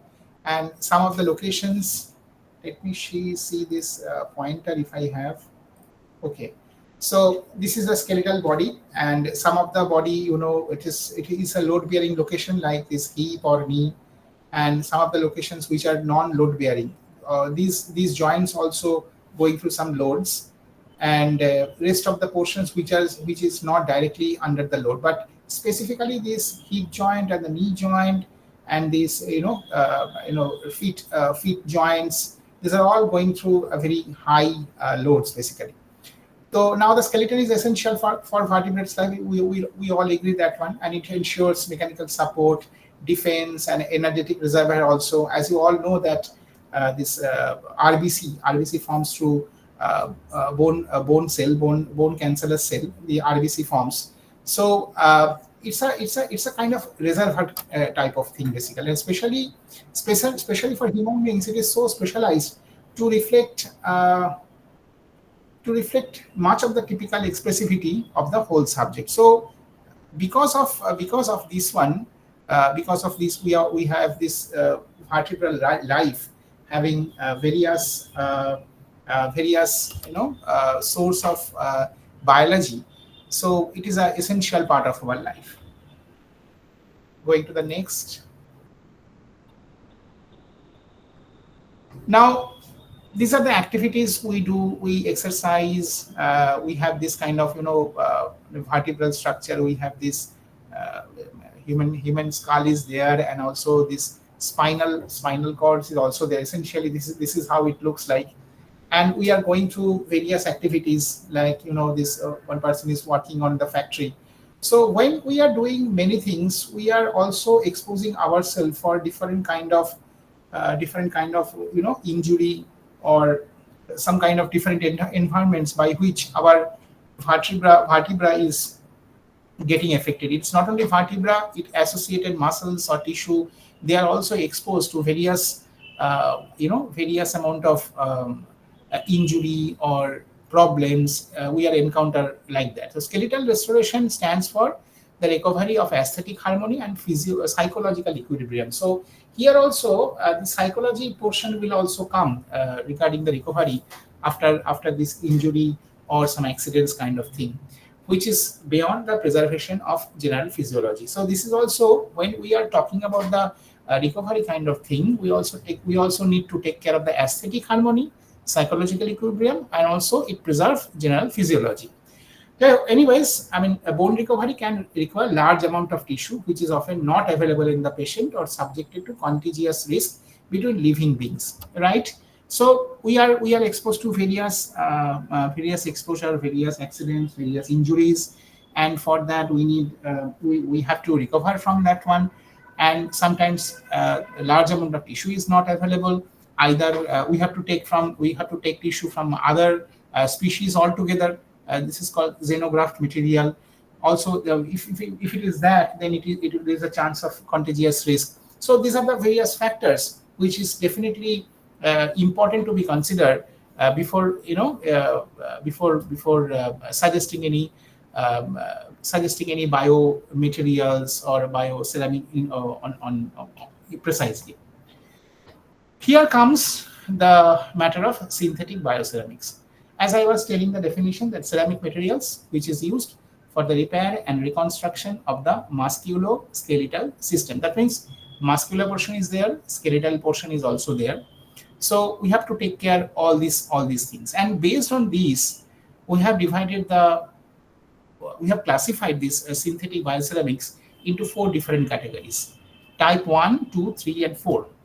So type 1 is essentially a bio-inert kind of thing. That means it is not showing any specific biological response when it is implanted, but it is definitely non-toxic. As I was telling at the beginning, that it should be non-toxic and biocompatible. So in terms of biocompatibility, they are very good, and also in terms of toxicity, they are definitely non-toxic. These are primary eligibility, but it is not showing any certain kind of biological response. So where we can use this type 1 material, which is basically an inert material, that means I was showing that in our body, in our vertebra, there is some locations where some of the locations of the bone is going through some load bearing positions, and some of them is non-load bearing. So now you can understand where the load is being transferred, especially for this hip or knee locations.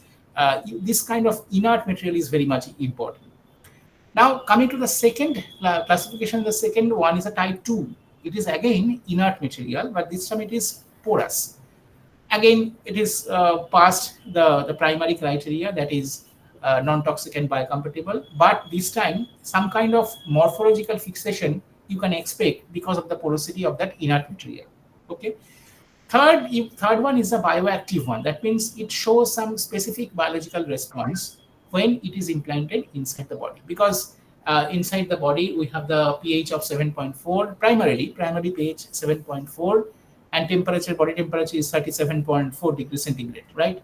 So at this temperature, and in contact with the physiological fluid, it shows some biological response. That means some kind of bond forms using when this bioactive material is implanted inside the body.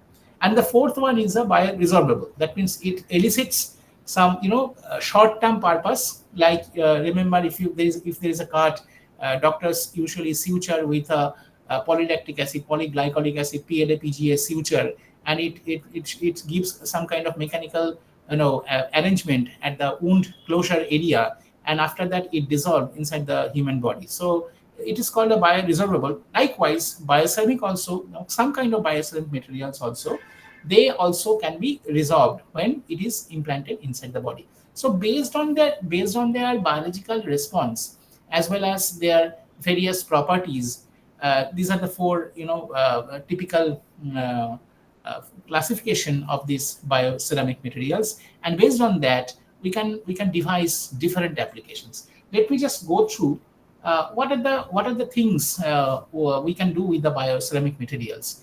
First of all, this is a target of any bioceramist or the person who is working on bioceramic based materials.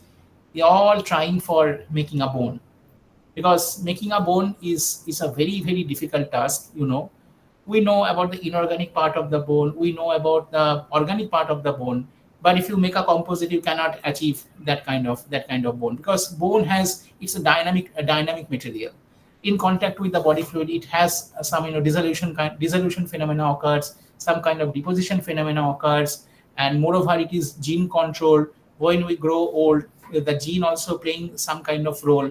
So exactly making the bone, it's still a very challenging task, though people are working for more than 100 years to make a bone. So it is not a very easy subject, but some kind of mechanical properties or some kind of biological property what bone shows inside the human body, that we could do using doing many R&D of bioceramic materials. Okay, so these are the typical area of where the bioceramic materials is used. It is mentioned in various locations. For example, if I show this one, this is the one we have developed. This is the eyeball implant, which is actually applied in this location. I will come back to this, but for the timing, if you see the pictures, suppose this one is a THR, that means total hip replacement. It is a stem,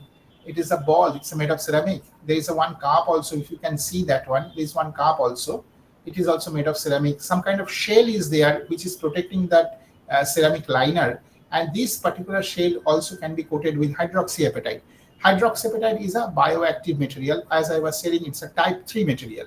Likewise, this is the part which is in contact with the cancellous part of the bone. When implanted in the THR body, this is also coated with hydroxyapatite. That means this particular implant can be given, this can be replaced here. So the person who has lost this portion or having osteoarthritis, or in case of women where the bone has become totally fragile, and also you have to move like a normal, you have to do normal work by moving this one. You have to, when people, I mean doctors operates in this location, give this kind of implant. Okay, so also this kind of as you can see, this is the stem part. This is a bigger picture of this one. Then if you see the dental implants also, this is the crown material that can also be prepared by bioceramic based materials. And as you can see, this is the THL implant. This is as I was saying, this is made of alumina, and this is made of zirconia toughened alumina. Some kind of pyrolytic carbon can also be used in various locations of the human body. So essentially, if you just go through these different locations like cranial repair, we can use bioactive glass. Eye lens, I was talking about the eyeball, where here it is mentioned alumina. This is one kind of application, it's an older application, but hydroxyapatite porous implant can also be used. Like different application like otolaryngological implants, maxillofacial reconstruction. Maxillofacial means for the dental applications. Dental implants can have this kind of ceramic materials. Bioactive glass is a special kind of material. I'll come back with more detail subsequently. Then periodontal pocketry obliteration, percutaneous access device, artificial heart valve. It is made of pyrolytic carbon. This is I was showing in this picture. Then in the spinal surgery also, cages can be prepared with the carbon or with some polymer composite material. And definitely this orthopedic load bearing applications like alumina, zirconia, this kind of material can be utilized. So entire human body, if you see all locations where there is some injury or accidents, or there is some requirement of replacement of these particular vertebra, the bioceramic has many lot of variations of that one. So let us come to the definitions of the biomaterial, that it is able to exist in contact with tissue of the human body without causing an unacceptable degree of harm to that body. And what is biocompatibility? It is the ability of a biomaterial to perform its desired function with respect to a medical therapy without eliciting any undesirable local or systemic effects in the recipient or beneficiary of the therapy, but generating the most appropriate beneficial cellular or tissue response. So that means, as I was saying at the beginning of my lecture, that it should be non-toxic and it should be biocompatible. Now, what kind of generic host response to a biomaterial can be there? So, for example, if you implant, maybe it's a biomaterial or bioceramic material or bioactive glass-based materials, there is some kind of host response you can expect. For example, protein absorption occurs. It can show cytotoxic effects. Neutrophil activation occurs. Macrophage activation occurs. Fibroblast, that means soft tissue regeneration occurs. Microvascular changes occurs. There is some tissue organ cellular response you can expect. Then clotting cascade also forms. Platelet comes, blood clot comes onto the surface of the implant. Then some antibody production is also there, and also some reproducive toxicity, tumor formation, anything can happen. So these are the major characteristics of the generic host response to biomaterial. So you have to take care of this kind of thing to design your own biomaterial. Now, what is bioceramics? As I have already defined to you already. So the field of bioceramics is relatively new, but many bioceramics are not new materials. So material-wise, it is not very new, like alumina, zirconia. These are not new, but the application is on the biofield. That means it elicits specific biological response, and it is non-toxic, and it is biocompatible. So depend on the functional criteria, and that means based on the behavior, it can be bioinert, bioactive, bioresorbable, osteoinductive, osteoconductive, or osteointegrated. Osteo means is related to bone. It can invite the bone cell. It can conduce. That means like a catalyst kind of thing. It can be conductive also, and osteointegrated. I will come into the later much details of that. And based on this, on the chemical or physical properties, you can just consider about the origin, whether this material is a natural bioceramic or synthetic bioceramic. Composition is important. Porosity is a very crucial role in which the bioactive ceramics or bioactive glass actually plays a very important role. And the granulometer. Granulometry is very important in terms of designing these load-bearing applications or load-bearing implants. For that, grain size is a very important parameter to be considered. Now, as you can see, the biomaterial can be classified as a ceramic material. It can be glass or glass ceramic. And what are the forms? It can be dense or porous. It can be powder or granule. It can be also be applied as coating, and also can be utilized as a composite. And in one of the earlier slides, I have shown some of the implants what CVCI has developed, or other people of the world, they are also preparing. It can be of different forms. And what are the compositions? Typical composition? It can be alumina, it can be zirconia, it can be hydroxyapatite, it can be TCP, tricalcium phosphate. BG means bioactive glass or bioactive glass ceramics. This can be the compositions. Now, for example, if you are taking a polycrystalline ceramic material or glass material, what is its function? It can be space filling. That means scaffold material you can prepare. It can be used for the therapeutic treatment. I will show you that it can be utilized for the drug delivery system and for the regeneration of tissue. If you remember, I talked about this osteoconductive or osteoinductive. So it helps for the regeneration of the tissue. Now, if you coat that particular material, that coating material can be polycrystalline, glass, or glass ceramic. When the coating occurs, as initially I was telling that when you are fabricating one THR implant, in which the heat ball portion is made of alumina, inert material, and the stem part which is coated with, I used a one term called hydroxyapatite. It is nothing but a calcium phosphate based material. So if you coat that one on the particular metal, and when it is going through, when it is in contact with the cancellous part of the bone when implanted in the THR application. So here the important function is the tissue bonding. As I was telling that this type 3 material, bioactive material, forms a tissue bond on the surface of that. And it is also thromboresistance. That means blood clot cannot form it should not form on the surface. And also it is doing corrosion protection. That means when the metal is coated with this particular material, the metal also is protected from the surrounding fluid, which has a pH of 7.4 and the body temperature of 37.4 degrees centigrade.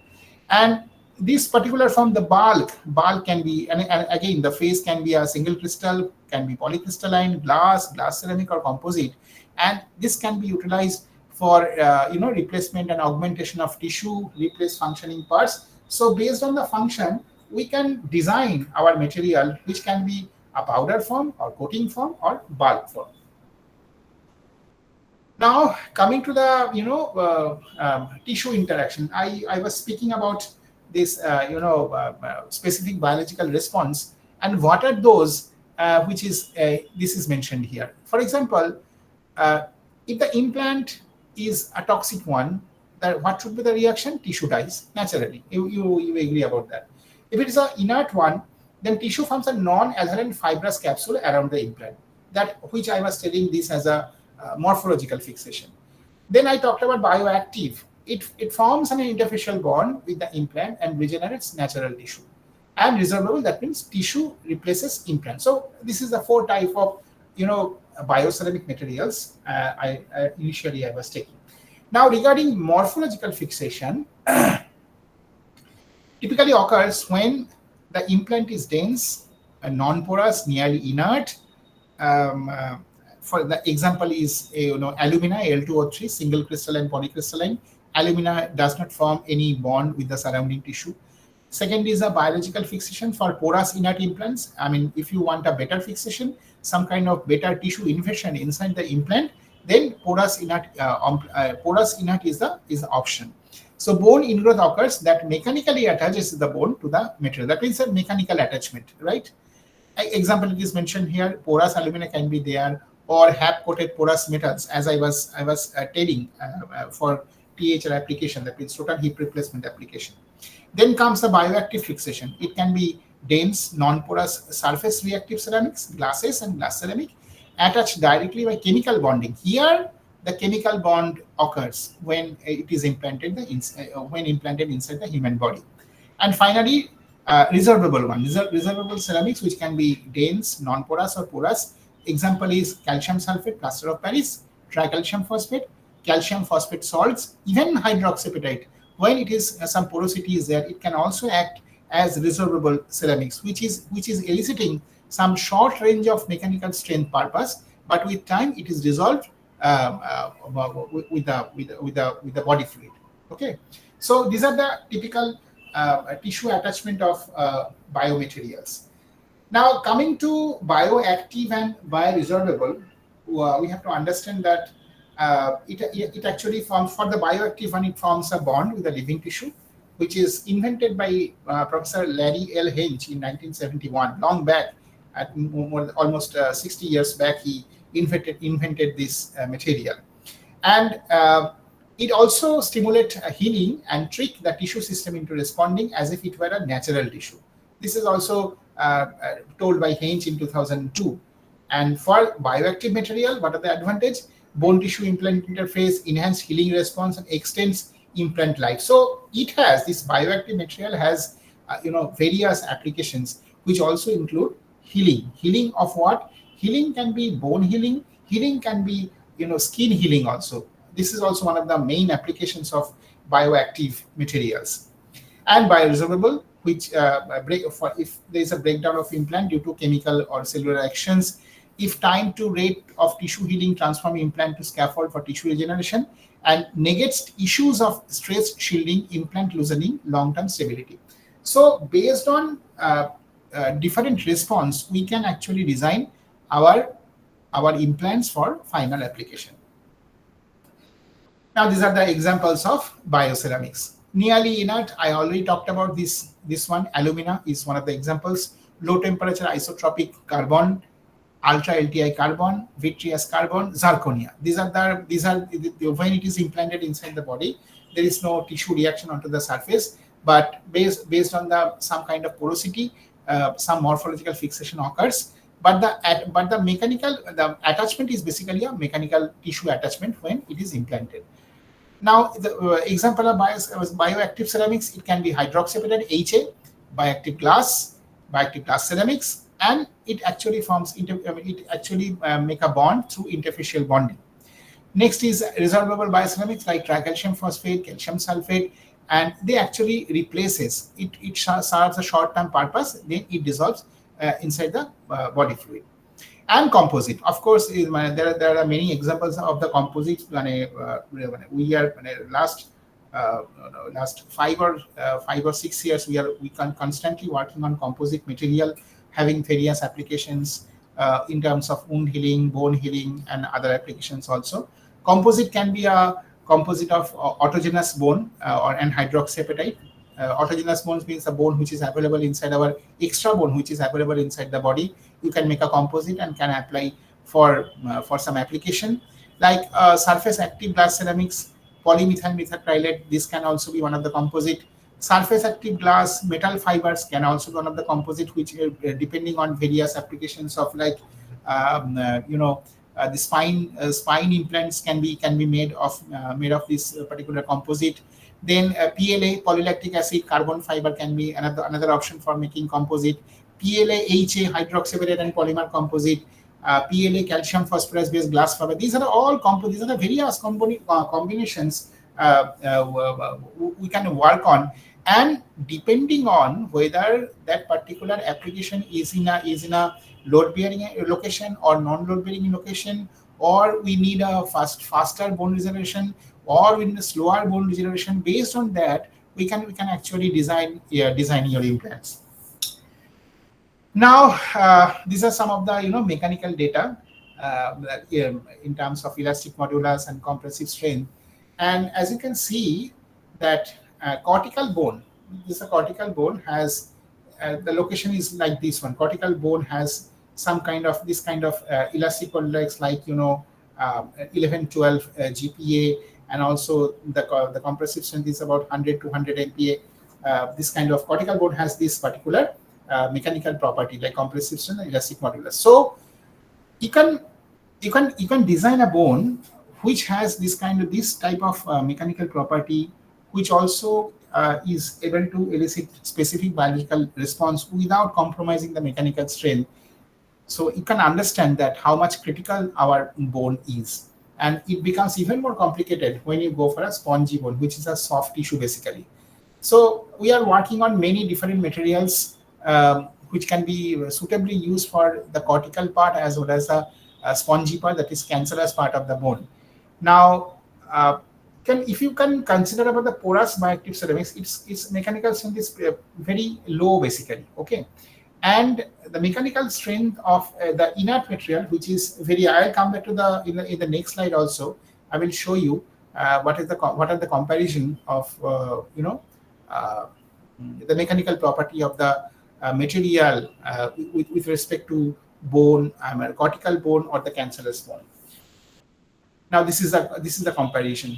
Now you can see this. These are three colors are there.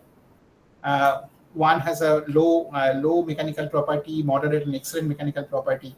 So not mechanical property, some other property also. How you can compare this one from this table, you can understand. Okay. So what is the advantage of bioceramic? The advantage is that it is biocompatible, and also it is non-toxic. Some material are bioactive, inert, and because it's a ceramic material, it has a very high wear and corrosion resistant. It has a high compression strength, and also lightweight. You can if you give some porosity and also density wise, the lighter material can be utilized as a bioceramic material. But what are the disadvantage of bioceramics? It is a low tensile strength. We are working how to improve the tensile strength. Difficult to fabricate because ceramic material has to be sintered. It cannot be used without sintering. The powder form, powder is definitely one of the applications for bone grafting applications. But in terms of load bearing applications, you have to sinter it, and sinter is a high energy process. You have to press it. Pressing is also a very high energy process. So it is difficult to fabricate. And also it has load, although it's a high compressive strength, but toughness wise, some of the ceramics are low toughness and also not resilient. If you compare with the autograft, which is available our own body, allograft is the same species but from different body, metals, ceramics, polymers, and composite. If you compare toxicity, immunogenic, and disease transmission, autograft is the best one, right? And allograft is not that good. Metals is okay, moderate.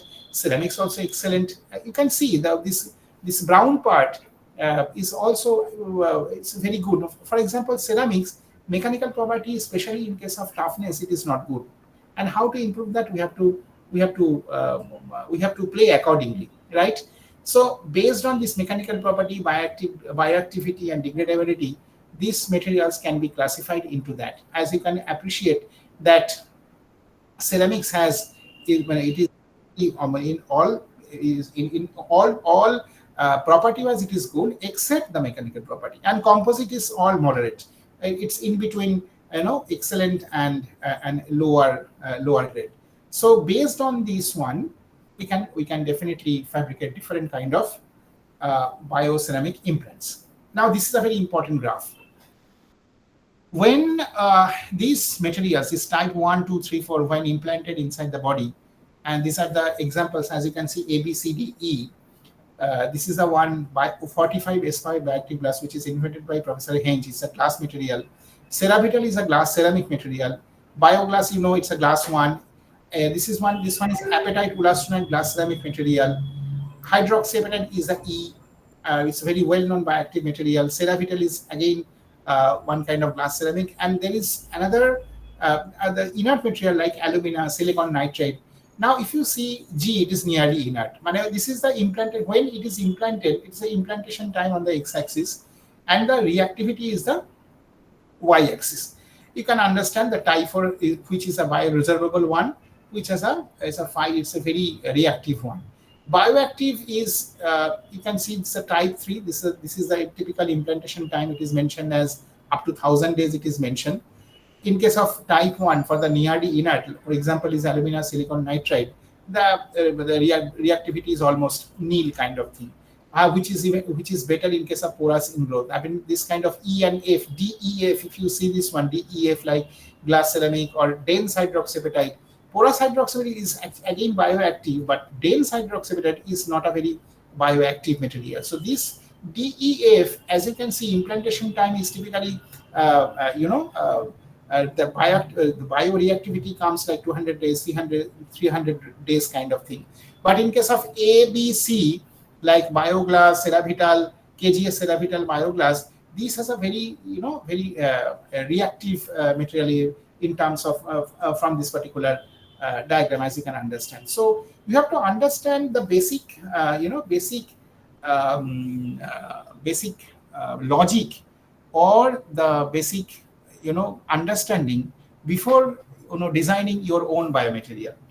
And as I told you, again I'm repeating this that one, that typically there are 4 types of bioceramic materials which we can do. All material can be classified into these 4. This is also another way of reaction layer. As you can see that this ceravital has a this is the material. This is the initial interface, and this is the bone.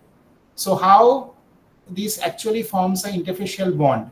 And as you can understand, the dense hydroxyapatite or this porous hydroxyapatite has a very long range of interfacial bond onto the surface. This porous hydroxyapatite or porous alumina has a it's a better reaction layer, right?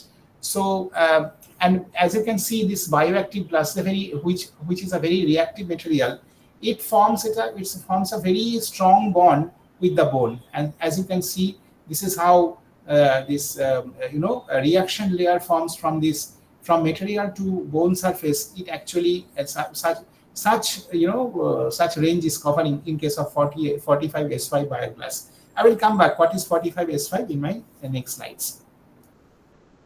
This is internal bond strength by weeks. As you can see that morphological fixation, internal bonds stays up to like, it's a very interfacial bond strength is very low in case of morphological fixation, which is when it is fixed with some cement material, the interfacial bond become very high.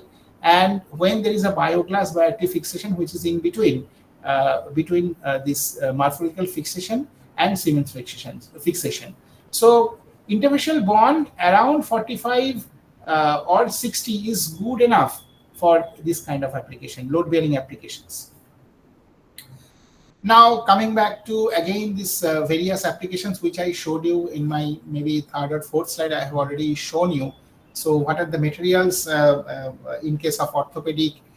What is the material options? What we are working, what people are working throughout throughout the world is on coatings, bone space filler, dental implant, artificial tendon, ligament. So these are the I have already spoke about it. What are the application and what are the materials available? Now, naturally, there are more expensive. There are surgical instruments. That means if there is some, some kind of variations are there, then it is definitely an expensive one because they are surgical instruments. You can appreciate that one. Now, coming back to this inert bioceramics one, uh, it maintains their physical and mechanical properties while in the host. It also resists corrosion and wear. Typically used as structural support implants, bone plates, bone screws, and femoral heads. And non-structural support uses are ventilation tube, sterilization device, and drug delivery device, right? So it has minimal bone growth, non-adherent fibrous tissue forms when implanted, and there is a chance of interfacial failure if there is some interface is there. So that is why this kind of material cannot be utilized where there is this kind of there is a micro mechanical movement along the implant surface. But if you consider this THR, that means this total hip replacement in the femur bone, the load is our entire body load transferred through the THR, and because the ball is made of alumina, very dense alumina, or the dense zirconia toughened alumina, there is no chance of formation of any biological tissue. If there is some formation of the biological tissue, then the movement cannot occur in case of inert bioceramics. So primary application of the inert bioceramics is mainly on load bearing applications. For example, as I was telling, that aluminum oxide, zirconia, this can be utilized. Now, this is how alumina looks like. It applications include hip, knee prostheses, ankle joints, elbows, shoulders, bone screws, porous coating, dental crown, bridges.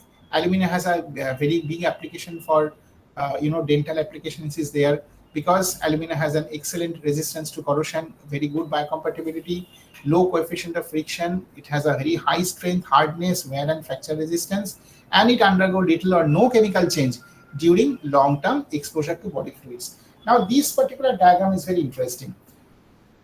How much wear debris forms when this THR application? I showed you. This is the hip joint ball. This is the hip joint. This is the cup, acetabular cup, which is protected by a metallic shell. If you consider this wear rate, this is less than 1 micron per year. But in case of metal to metal, it is 4.2 micron. In case of cobalt chrome and polyethylene, very 20 microns, very big amount. Actually, it forms. It actually very toxic for the human body. And then this cobalt chrome and cobalt chrome ball and this polymer cup has a highest 200 microns per year of degradation particles forms when it is going through somewhere in case of THR applications. So as you can understand, ceramic is a best choice.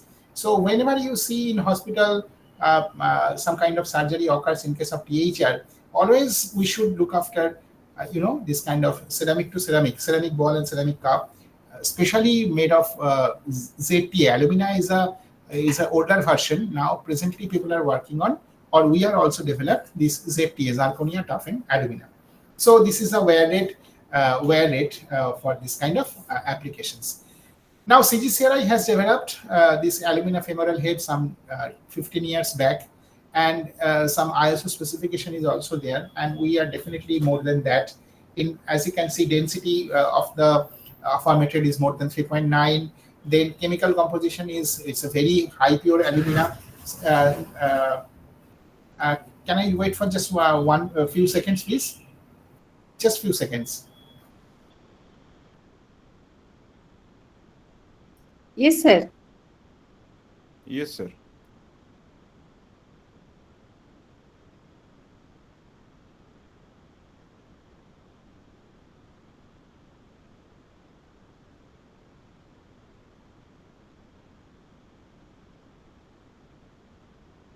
Okay, so just a second. Okay, so CGCRI has developed this alumina-based femoral head and cup, which has a very high hardness, more than 20. Compressive strength is more than 4,000 MPa. Flexural strength is also very much equivalent with the ISO specification. Young's modulus is also very at par with the ISO, what ISO specifies. Wear resistance it is even better what is mentioned in the ISO specification, and also surface finish, as you can see. We have actually developed ISO specified. Thank you. So ISO specified. ISO specified. I mean, we are at par with the ISO specification, and there's one very big company called its name is Ceramtech. It is sold in the name of Biolux Fort. Okay, so Biolux Fort is made of alumina, and we have developed this particular implant maybe 10-15 years back. It is the property. It is even better than the Biolux Fort, which is currently available, which is important by the surgeon. So next time when you find someone is suggesting for this hip implant, you should inform that it's not Biolux Fort, Biolux Delta version, which Ceramtech has developed. That means ZTA1, that you can ask for it, as long as our CGCRI product is not available in the market. Because I'll come back to you at the later part of my talk, that how can you get these implants. So essentially this is the alumina based femoral head and cup we have developed like this, and these are the typical microstructure. This is the grain size. If you remember, I talked about the grain size is also very important for load bearing applications. If it's the high grain size, then its mechanical property will be low, which is given in this particular this particular table. Okay, more finer grain, more is higher hardness and compressive strength and flexural strength also, right? So this grain size is a very important factor which we can control by different R&D, and this is what we developed, and also transfer the technology to IFGL Bioceramics long back, maybe in 2005 we transferred the technology. And this is the hip implant. I mean, it's a ceramic to ceramic ball and ceramic cup, which we developed in 2010 kind of thing. And this particular patient who's this, as you can see from the X-ray, that her both this THR is gone. It is fused with the bone. She was lied on the bed. So surgeon has to operate with our implant made by CGCRI, which was available with the IFGL Bioceramics. It was implanted, and as you can see, I don't know whether you will see the video or not. I have to just stop it, I think. Laser pointer, I have to stop. Yeah. See, after the operation, it is just maybe second day after operation, this patient is walking with a walker after this implantation. Such kind of joy she enjoyed actually. Now, what are the advantages of alumina femoral head? Because it has a significant improvement in life. The metal version, the life of the metal version is about 7 to 8 years, because it is going through stress corrosion when implanted inside the body. And if you know, some years back, Johnson & Johnson has to discard the implant entirely in the USA on this metal to metal version. So ceramic to ceramic version is the best one, because it improves the life of the implant up to maybe 15 years. And also it can be applied for the younger patients who require at the younger age. Usually the hip implant is given for the elderly who has a limited movement. In those cases, we can give, sometimes metal can be given, but for younger patient who went through some accidents or some trauma, this ceramic implant can be a very, very good option, because it has a high surface energy, right? As you can see, this weightability, from which you can understand the surface energy, weightability is very high. That means it weights the surface very sooner. And fragmentation formation of coupling is much less than other coupling.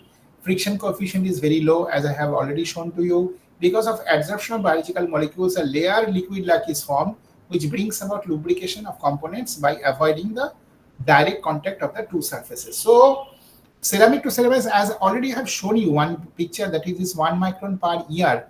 That means because some kind of adsorption of biological molecules locally available, some kind of layer forms between two ceramic surface, and that actually gives a higher life. Okay, so this is also one of the advantages, some of the advantages of the alumina femoral head. Now coming to zirconia. Zirconia is another option.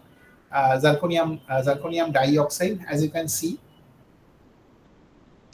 the properties is mentioned here, that alumina has high biocompatibility and marked resistance to wear, excellent tribological properties, but poor tenacity and bending strength, so that femur heads larger than 32 millimeter are not fabricated. Zirconia has higher tensile strength, as if you remember, tensile strength wise is one of the major factors that we have to improve. That is why zirconia can be utilized. What we are doing, we are manufacturing one composite that is called zirconia toughened by alumina. Sorry, zirconia toughened alumina. Alumina is a matrix. By putting zirconia, the toughness is increased. I'll show you in some of the later slides. And if you utilize zirconia inside the alumina, then you will get a high fracture toughness. Now this is a comparison of alumina and zirconia. Both are exceptionally biocompatible. Zirconia has a drawback of radioactivity, and which can be controlled also.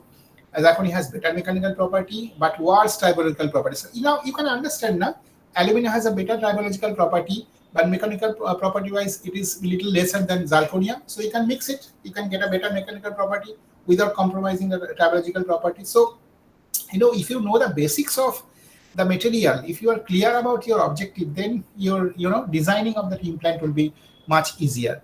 Both ceramics are okay for implants suffering mostly compression loads. These ceramics are never used for implants with direct interface with the board. Alumina has is an excellent biocompatibility and outstanding wear resistance. They have only moderate frictional strength. Zirconia has a higher fracture toughness. And what some of the concerns of zirconia is that it has a slight decrease in frictional strength and toughness of zirconia ceramic exposed to bodily fluids. Wear resistance of zirconia is inferior to that of alumina, as I was also telling about it earlier. May contain low concentration of long half-life radioactive elements like thoria, uranium, which are difficult and expensive to separate out, but this is available still. Now I was telling this zirconia toughened alumina. Just see this particular picture. If you remember the grain size of the alumina, which is very low. Now if you put yttria stabilized tetragonal zirconia polycrystal particles in between this grain, its toughness will increase. As you can see from this flexural strength data, fracture toughness data, or the material hardness, it is improved substantially. Biolux Fort is made of alumina, having the fracture toughness of 4.3 MPa √m, and Biolux Delta, which is the ZTA one, which is slightly pinkish in color, fracture toughness is very high. I'm very happy to say that we have seen CGCRI, we have developed another composite which is basically ZTA, but we have again given another solid solution kind of solute into that particular composite. Its fracture toughness is even more than 10, which is a great one. We have also patented that particular composition. So in case of load bearing applications, apart from compressive strength and the hardness, your fracture toughness should be very much improved to expect a better life. In case of ZTA, the life of the THR implant becomes even more than 20 years. So that is the development what we have done in CGCRI. Now, how toughness is achieved when this zirconia is added into the alumina matrix?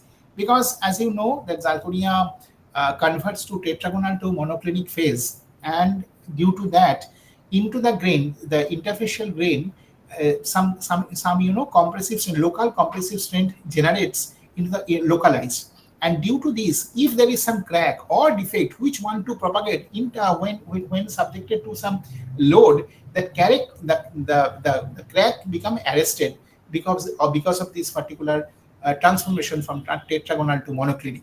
So that is the main working principle of zirconia toughened aluminum. Another material is silicon nitride, which also can be prepared in situ. As you can see, the grain size is conventional ceramics has a higher grain size. You can see a very big grain, moderate grain, small grain. But because of this bigger grain, the crack propagates. I mean, it's very fast. But if you can impede the crack propagation by that kind of white ZB, stabilized tetragonal zirconia polycrystal, the crack will be arrested. And in case of silicon nitride, in situ, the silicon nitride having this kind of grain, this such a wonderful microstructure, and because of so much of grains, smaller grain boundaries, that crack cannot propagate. So silicon nitride is also it's a costly affair, but I mean mechanical property wise, it is actually very good. Now this is a comparison.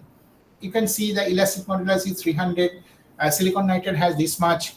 Alumina is the highest one. ZTA is a little bit lower than alumina. Compressive strength, if you can compare, ZTA has also very good one. Fracture toughness, as you can see, alumina has the lowest. ZTA, this data is little old actually. This ZTA has a very high fracture toughness, as I have already shown 8.5 in my previous slide, and also we have achieved more than 10 because we just varied some of the composition of this ZTA. We achieved more than 10 MPa root M fracture toughness. And silicon nitride has already very high, fracture toughness. Okay, but the density-wise, also this is silicon nitride is very good. It is under process how we can even modify the silicon nitride so that we can this biological response can also be manipulated. This is the laser surface oxidation process, by which we can play on the surface of this coating. As you can see, this is a titanium substrate. This is the zirconium film. If you put the laser, and you will find a oxide layer on the surface of the zirconium metal. So conventional oxidation is substrate microstructure and properties. Voids, defects in the coating can be expected, but in case of laser oxidation, instantaneous, localized hearing to elevate temperatures, oxidation at specific areas. So if you want to manipulate the surface of the metals which is in contact with the cancellous part mainly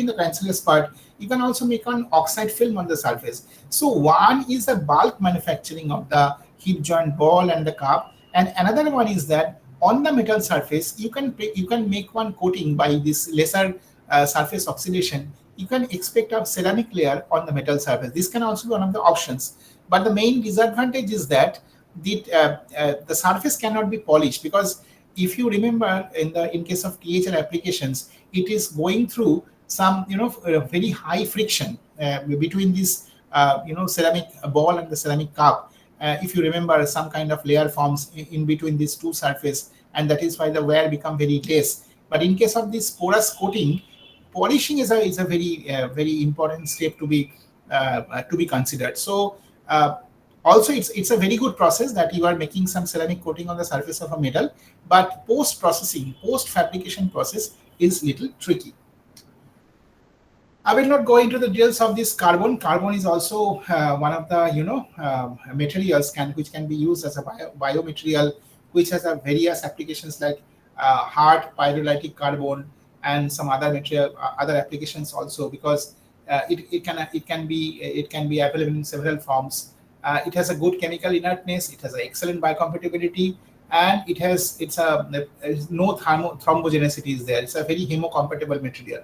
Carbon is a material of choice in all implantable devices in contact with blood. Most applications are as coatings of different nature. And another option is the pyrolytic carbon, which has a very high anti-thrombogenic power. It is very biocompatible with the blood and soft tissue. It has excellent resistance. Well, most importantly, it is a lightweight one. So carbon is a very people have started working more on this pyrolytic carbon or the carbon for this kind of applications. Heart valve, as I was stating, and also people are working some spine cage. There is some gap between two bony layer of the spine. That cage can also be formulated by can be formed by this pyrolytic carbon. the advantage of pyrolytic carbon is that it's a low density, but it's a very high, very excellent mechanical property, like tensile property is very high in case of carbon. Now I'm coming to the very important discussion of today's deliberation regarding this bioactive. Let us understand more about bioactive ceramics. I have already cited many examples like bioactive glass ceramic, calcium phosphate light hydroxyapatite. These already I have talked about, and how this bioactive ceramics elicits response in contact with the physiological fluid. It is mentioned here. So the first step which is occurring here is a dissolution and reprecipitation phenomena. Formation of a calcium phosphate reaction layer. I will show you. I think it's not there. Anyway, I mean, these are the steps. What you can expect when there is a when this bioactive ceramics is applied inside the human body. The first phenomena occur is a dissolution and reprecipitation process, and in this process, calcium phosphate reaction layer forms. It also absorbs serum protein is also depicted in this particular this diagram at the right side. Some serum protein actually forms on the surface. It actually influences the structure of the adsorbed protein and modulates its structure. Then some adhesive motifs comes, like exposed to osteoblasts and osteoprogenitor cells, effect on subsequent cell adhesion via integrin receptor, which is made, this is the osteoblast cell which is coming here and connected by this integrin receptor, and there is activation of intracellular signaling pathways. By this way, this signaling pathways forms. So this mechanism modulates cellular differentiation, bone matrix formation, and mineralization, resulting in bone bonding and stimulatory effect on bone tissue formation. So on bioactive ceramics, especially bioactive glass, forms this kind of calcium phosphate layer, which actually invites this osteoblast on its surface through this particular biological process, what I have just shared with you now. And this is how these interfacial bonds look like. And in many cases, the interfacial bond of adhesion is equivalent to or greater than the cohesive strength of the implant material or the tissue bonded to the bioactive implant. That means when you try to pull apart that interfacial bond, you will find that either material broke or the bone or the bone breaks, but not the interfacial part. Such a high interfacial bond occurs when it is implanted inside the physiological fluid. Now, these are some of the examples of bioactive glass and bioactive glass ceramics, and also calcium phosphate, and there is some kind of comparison of density, compressive strength. See, this kind of material has a lower mechanical strength. So based on your applications inside the vertebra, if you just recall the vertebra, based on the load bearing and non-load bearing applications, you can design your material. So in case of bioactive glass or glass ceramics or calcium phosphate, bonding to bone was first demonstrated for a certain compositional range of bioactive glass. Now, this is the compositional range of bioactive glass. The basic logic of bioactive glass is that bioglass will show some kind of bioactivity through formation of calcium phosphate rich layer, as I told you in my previous slide. So bioactive glass should have less than 60 mole % silica, right? It should have a high Na2O and K2O content, and most importantly, the calcium and phosphorus ratio should be between 1 to 5. If you do this one, if you just fabricate this kind of composition, you will see some kind of bioactivity, this specific biological response that osteoblastic cells come to the surface of that particular material. You can expect like that. That is the invention Professor Henge did. And in case of bioactive glass ceramics, some application wise, it has different applications, like dental applications, the crown material, this crown material having different layers of the coating. Here the silica content is high, some kind of alumina is also added, but it is there that if the alumina percent is more than 3%, the bioactivity property is gone. As also you can understand, in case of dental application, in case of crown, mechanical property, high mechanical property is also very important. Okay, so that is why for crown application, glass ceramic is very important. I also talked about these calcium phosphate based materials. I will again show you one or two slides regarding what are the variations of the hydroxyapatite or precisely calcium phosphate. What are the options available? I'll come back to it. But for this particular slide, this is how the bioactive glass is formed and how the bioactivity reduces when you manipulate your composition. Now these are the calcium phosphate. There are as many as 14 types of calcium phosphates can be prepared in the lab. In my PhD time, I prepared hydroxyapatite almost 10 different ways, starting from dry process, wet chemical method, sol gel process, combustion synthesis process. There are many processes, and there are many of you are already aware of it. So by this way, we prepared synthetic hydroxyapatite, which has a very good biological response when applied inside the human body. But apart from hydroxyapatite, there are other calcium phosphates are also there, like monatite, dicalcium phosphate, brushite, dicalcium phosphate dihydrate, wheatlockite. So this kind of materials, why I was telling specifically this one, first of all, the Ca by P molar ratio varies. So if it is 1.67, it forms hydroxyapatite. Okay. So and if you mix tetracalcium phosphate with monatite, dicalcium phosphate, you will find a cementing property. That means calcium phosphate cement occurs when you mix in a particular ratio tetracalcium phosphate and dicalcium phosphate. So you can understand that cement can also be formed by using calcium phosphate. Now this is a picture of a it's a scaffold having high porosity, is very highly interconnected, made of hydroxyapatite, or maybe it can be any other calcium phosphates also based on the Ca by P molar ratio. And this is the knee implant. This portion which is in contact with the bone is coated with hydroxyapatite, as you can see. And this calcium phosphate can be used in the form of powders, scaffolds. This is called a scaffold one, coatings or self-setting bone cement. As I was telling that tetracalcium phosphate and dicalcium phosphate, if you use in a certain ratio, you can form calcium phosphate cement as well. And what are the uses of calcium phosphate? Mainly non-load bearing applications, like repair material for bone damage, trauma or disease, void filling after resection of bone tumor. I will show you some of the pictures, but how the void become filled when you are resecting one tumor. Repair and fusion of vertebra. If you just see our spinal cage, there is applications. Calcium phosphate cement can be applied on those locations.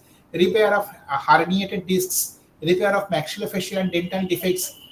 If you see a dental implant has different different aspects, and there one part is in contact with the bone, maxillofacial or mandibular bone, and one is crown. Crown I already told you what should be its composition. It's a little higher alumina. It is not a bioactive one, but this crown is attached to an implant of which the posterior part of the implant of which is in contact with the bone. In that particular metal, you can coat hydroxyapatite onto the surface of the dental implant. Then ocular implants, I will show you some of the pictures. Drug delivery applications, we also worked on it. I will show you coatings for metal implants, hard valves to inhibit clotting. This can also be done. This is hydroxyapatite chemical formula Ca10PO4-6OH2. It is chemically similar to mineral component of the bone. If you see, natural bone has a 70% of HA by weight and 50% HA by volume. This is the typical hexagonal structure of hydroxyapatite. It is highly biocompatible, having high bone bonding ability, high chemical resistance, and low mechanicals. This is the main drawback of this material, but not a problem. If you have many different applications which does not require any load bearing allocations. And in this material, you can also dope. You can replace calcium, you can replace phosphate, you can replace hydroxyl, and you can manipulate the structure of this hydroxyapatite depending on your final applications.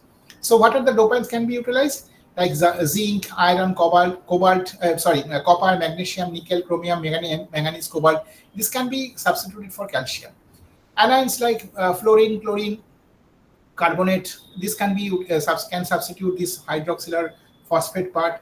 This substitution can modify the thermal stability, solubility, textural properties, surface reactivity. These are all can be manipulated if you just use a suitable dopant. Now, this is a very important one. If you replace little bit of carbonate into the structure of hydroxyapatite, as if you remember, I was telling that dense hydroxyapatite is like a little inert material. But if you replace some of the components with carbonate, it will elicit better, faster bioactivity, faster resorbability, which we are getting normally in case of bioactive glass because of its composition. So glass is one material, calcium phosphate is another material, but both of them are bioactive. Now, if you do zinc doping, zinc has an important role for proliferative effects on osteoblastic cells, apart from inhibiting osteoblast. So two phenomena occurs. One is osteoblast formation and osteoclastic resorption. Depending on which is more desirable in your application, you can manipulate by doping zinc into the structure of hydroxyapatite, because it increases dissolution kinetics and it has faster formation of calcium phosphate layer, which also definitely increase bioactivity. Dopants like magnesium helps to stabilize the beta TCP phase. So another important thing is that dense hydroxyapatite is little bit inert material, but if you give porosity, it becomes bioactive. If you put tricalcium phosphate with the hydroxyapatite, it also become bioactive and bioresorbable. And this magnesium helps to stabilize the beta TCP phase, useful for CAP bone cement. Faster formation of CAP layer, increased bioactivity. So if you put magnesium, if you give the magnesium dopant in the structure of hydroxyapatite, you can increase the bioactivity.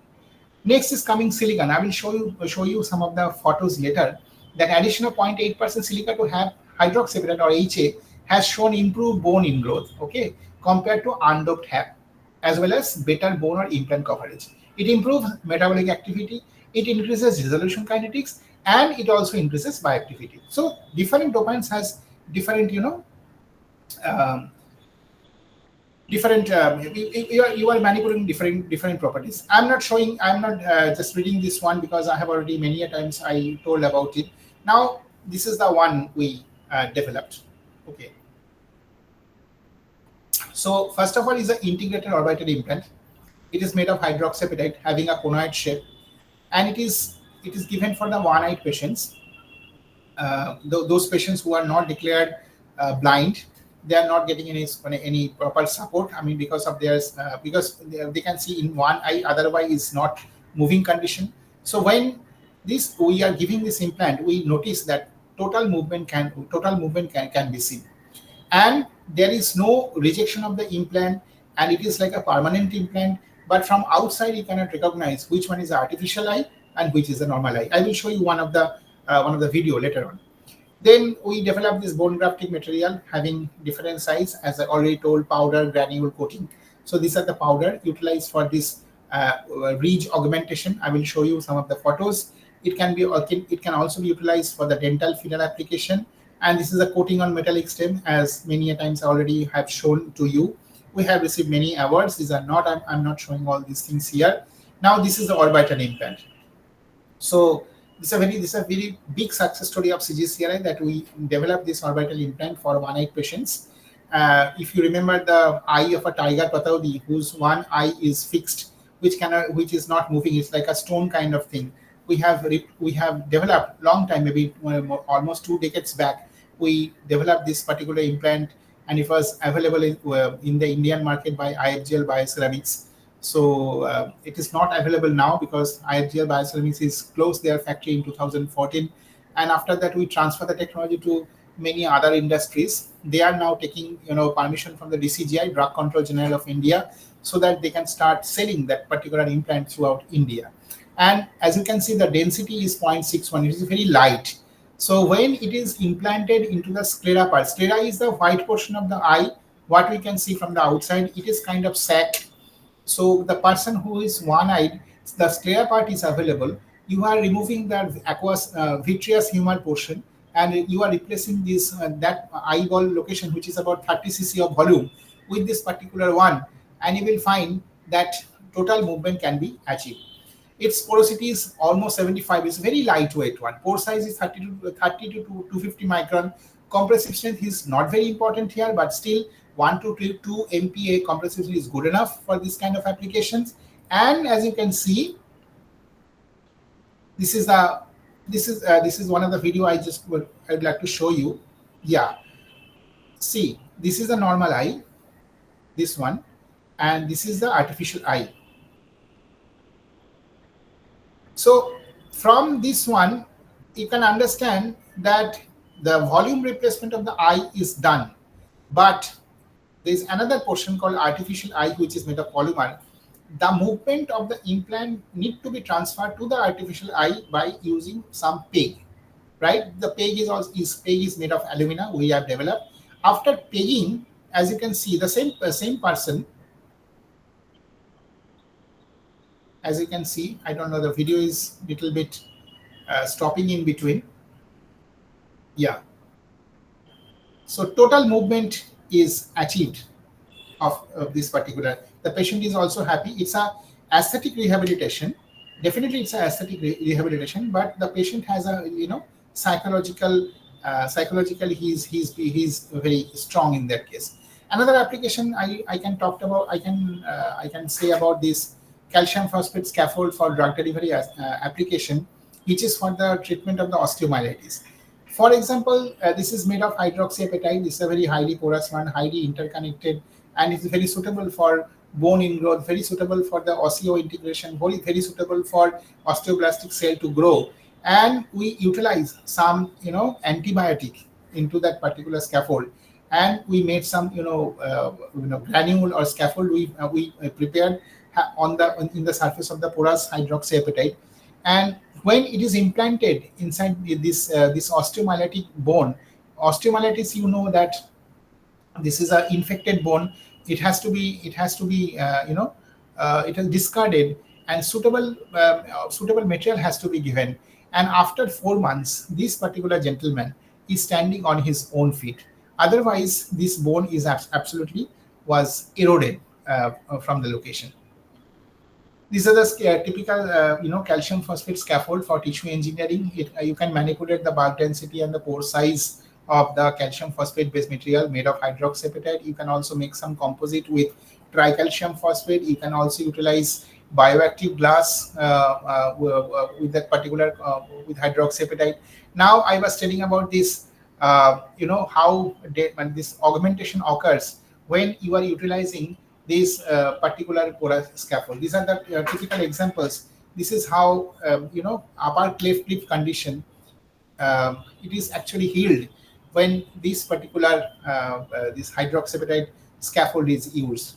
This is the upper cleft lip flap actually. This, as you can see, this is the white kind of portion. Okay. So after applications of this hydroxyapatite scaffold, and after this plastic surgery, and this is how this augmentation occurs. This is some other examples how it is rectified, how the structure of patient's face is recovered using this particular scaffold. This is shown here. This is a pre-operative picture. This is the post-operative, and this is also post-operative. This is during the operation, how the scaffolds are being applied on those locations, and this is how the patient has recovered. This is a continuation of these pictures. Upper cleft lip palate, remove this absence of upper cleft lip palate, how it is recovered. It is mentioned here. This is the tumor. It's a very huge tumor this particular man has. It is operated in Arjikar Medical College and Hospital. And this is during the surgery. I'm not showing into this much of such a big tumor. It was replaced, and when that material is given into that particular location, see how this augmentation, bone formation occurs onto that particular person. Okay, so it is another technique called 3D printing, by which you can prepare calcium phosphate scaffolds, which you can very interconnected one, and a very isotropic pore. You can also manufacture kind of this. For example, this has a pore size of 1000 micron, 750 micron. So you can prepare any kind of already known porous structure, interconnected porous structure, by using 3D printing material. Okay, and how this how you can design the porosity that can also be driven by using this 3D printing process. So these are some designed porous metals. I'm not going into the details of the subject, but as you can see that you can have uniform deformation in random porosity samples. It's a high mechanical property for design porosity, because if you are giving the porosity, definitely its mechanical property increases. But if you have a design porosity models inside the metallic body, you will definitely manipulate the Young's modulus. Okay.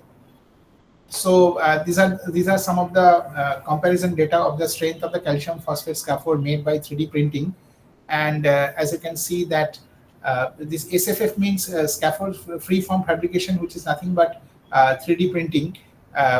This 3D printing, the material is beta TCP. The porosity is like that. Sintering temperature is about, if it is a microwave sintering, it is about 1250, and this is the compressive strength what you are achieving by this 3D after fabricating by 3D printing process.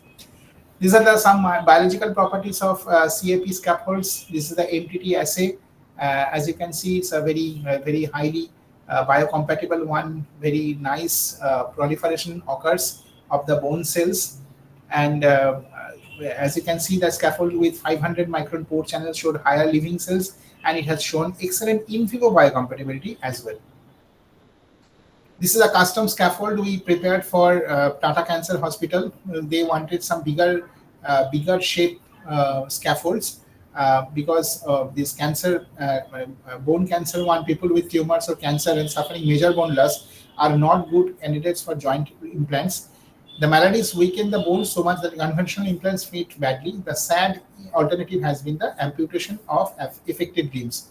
So, if without going for the amputation of the affected limbs, if you can use this kind of porous scaffold made of hydroxyapatite or composite of HAP and TCP or HAP or bioactive glass, you can give a patient a much higher satisfaction. Now it is about 10 minutes left. Let me come back. Let me go back to some details of the bioactive glass. I have already discussed about it, that it should have less than 60% mole percent silica, high Na2 and CO content, and it should have a high CO and P2O5 ratio, typically 1:5. Professor L.L. Hench developed this 45S5 bioactive glass. 45S means 45 mole percent of S means network former or the silica one, and 5 is the ratio of CO and P2O5. So this is a very FDA approved bioactive glass, which is invented by Professor Larry and Hench. There are only 2 bioactive glass globally, which is FDA approved, and that is 45S5 and S53P4. But in CGCRI, especially in my group and my colleagues group, we are working for more than 20 years, for not 20 years, maybe 10 to 15 years, for making different bioactive glass, having different applications. Presently, we are working for the wound healing applications, by which we are manipulating certain cations of the bioactive glass to elicit some angiogenesis when it is given for wound healing applications. Now, if you see the different advantage or disadvantage of bioactive glass, it has relatively rapid surface reaction, as I was mentioning in my earlier slides. The reaction rates and mechanisms have been determined. The bonding process, that silica, then there is a formation of hydroxycarbonate apatite layer, and which is close to that of cortical bone. But as already I shared with you, that disadvantage of this bioactive glass is that it is mechanically weak. Tensile bending strength are typically 40 to 60 MPa, which is very low. The fracture toughness is low. Naturally, this kind of material cannot be utilized for the load-bearing application. But instead of that, you can utilize this material for bone scaffolding applications, wound healing applications, or some coating applications on the surface of the metal. Now, this is the typical stages how the bioactive glass, if you compare with the time, how this bioactive glass acts in contact with the physiological fluid. For example, this is a bioactive glass. When with say 1 to 2, this 1 to 3, 4, 5, 6 the steps, and this is a log of this hours which is mentioned here. Initially, there is a formation of SiOH bond and release of SiOH bond. Then ultimately SiO-Si bond forms, and onto that there is an adsorption of amorphous calcium phosphate or the carbonate layer. So as I was telling that this hydroxycarbonate apatite layer forms on the surface of the bioactive glass. Onto that biological moieties comes, as I have already shown in in one of my previous slides. Then there is the action of macrophage. Then there is the attachment of osteoblast stem cell. Differentiation occurs and proliferation occurs. Matrix forms, and that matrix become matured, and ultimately some growth of bone occurs.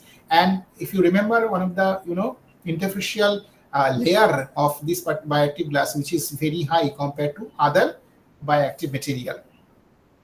Now, if you consider about this bioactive glass occurs in a certain composition which is driven by this triaxial diagram, phase diagram of silica, calcium oxide, and it is nothing but soda lime silica glass. But certain composition of which one will show the bioactivity and which one will not show the bioactivity, it is actually driven by this particular this particular phase diagram. Okay, so based on this particular diagram, you can just design your particular bioactive glass. And as I was saying, if it is more than 3% of alumina, then you forget about the bioactivity. It is also mentioned in this particular. This is the location. For example, this is a location of this particular triaxial phase diagram. The bonding occurs within 30 days. So you can understand 45, S5, S53, before all comes into this particular region.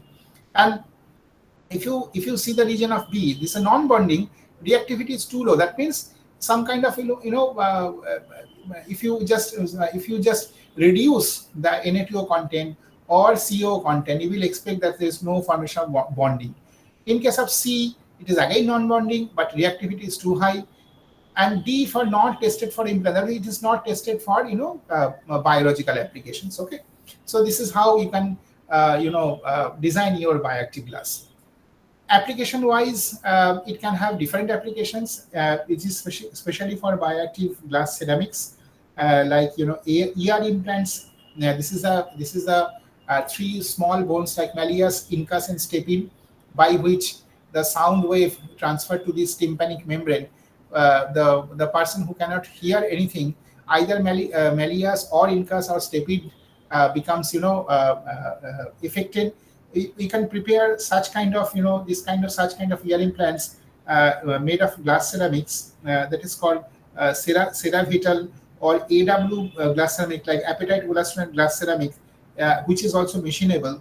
If you can fabricate this kind of implant and replace with it, the restoration occurs. Okay, so it is the application wise, it is mentioned, it's a cochlear implant. It is called a cochlear implant. Again, I'm coming to the bioactive glass. And we talked about bioactive ceramics like hydroxyapatite. We talked about bioactive glass. Now this is a glass ceramic one. Okay, and it is definitely a machinable one. I talked about this for the middle layer application. This is very good. This is also machinable. It is either either ceramic or bioglass, which is not very good for machining or designing any kind of shape. But in case of bioactive glass ceramic, you have the very nice machinability occurs in case of bioactive glass. These are the this is how it elicits response when it is implanted inside the human body. The clinically most important bioactive glass ceramics is like three-phase silica phosphate material. AW means apatite urastomer glass ceramic. It has an excellent mechanical property and forms a very high interfacial bond strength. And this is how it can be machinable. As you can see in the machine, you can very nicely it can be machined. And another example is multi-phase bioactive glass silica phosphate, that is logopite mica and apatite crystal. This composite can also be considered as a glass ceramic material. These are the some of the applications of the glass ceramic, like skull cap, dental restoration inlays, or middle layer implants, as I was telling to you. And finally, this bioresorbable ceramics, I already talked about this on this tricalcium phosphate or the plaster of Paris, aluminium calcium phosphate. This is also a bioresorbable ceramics, which has a property of it is very highly biocompatible. Some kind of controlled resorption or biodegradation you can expect with that. It has low chemical resistance and also poor mechanical strength. But the short-term mechanical strength which is required for this kind of material can be there. Now, with the paucity of the time, I am just skipping about this biodegradation or resorption, because I have already talked about in detail about when I was discussing about this hydroxyapatite. This is another kind of, I also introduced about this doping of some dopants of the hydroxyapatite, which is showing biodegradation. This is also similar kind of material, like amorphous calcium phosphate, dicalcium phosphate dihydrate, octacalcium phosphate, anionic substitution of hydroxyapatite also shows biodegradable properties. And finally, this composite. Composite means you are composites like, it can be metal ceramic composite, it can be ceramic glass composite, something like that. Some of the examples like titanium fiber reinforced by active glass, zirconia reinforced apatite urastanate glass, TCP reinforced polyethylene. These are all composite material which can also be developed. And these are some of the mechanical properties of composite. As you can see, this is the region of the cortical bone, and this is how this is the typical data by which you can design your implant depending on the applications of the load bearing or non-load bearing applications. For example, it's a hydroxyapatite reinforced polyethylene. This material is becoming ductile to brittle, right? It shows how increasing the volume fraction of HA to 0.5 in a composite can be achieved with elastic modulus in the range of that of cortical bone. So if you make a composite of hydroxyapatite with the polyethylene, you can generate the mechanical property which is very similar to the cortical bone. When the volume fraction of HA in the composite increases to above 0.45, the fracture mode changes from ductile to brittle. For clinical application, volume fraction of 0.4 has been found to be optimum. So you can optimize the composition of that one. So just skipping this one. This is a very interesting one. How cells look like on the surface of an implant. This is the bone cell, how it forms a philopodia. These are the philopodia on the surface of the implant by which this particular osteoblast attaches on the surface of calcium phosphate. Okay, so this is how it looks like. It's in vitro properties of the bone cell microchannels. This is how it looks like. And I talked about this hydroxyapatite doped with silica influence on cell viability. It's very viable cells forms on the surface of that. This is how cell proliferates on the surface after 7 days. The density is very high after 7 days. And this is also different expression of the collagen can also be expected on the surface. This is the same thing I want to repeat here, is that this particular class of material, like this hydroxyapatite or the composite with the collagen with other polymer, because it is not suitable for load bearing applications, you can definitely manipulate the this resorbability of this particular material by manipulating this polymer phase. Now this is how we are also preparing this composite of bone apatite, collagen, and hydroxyapatite. I think I'm crossed the time, but they are very fast. I'd like to share some of the slides of CGCRI.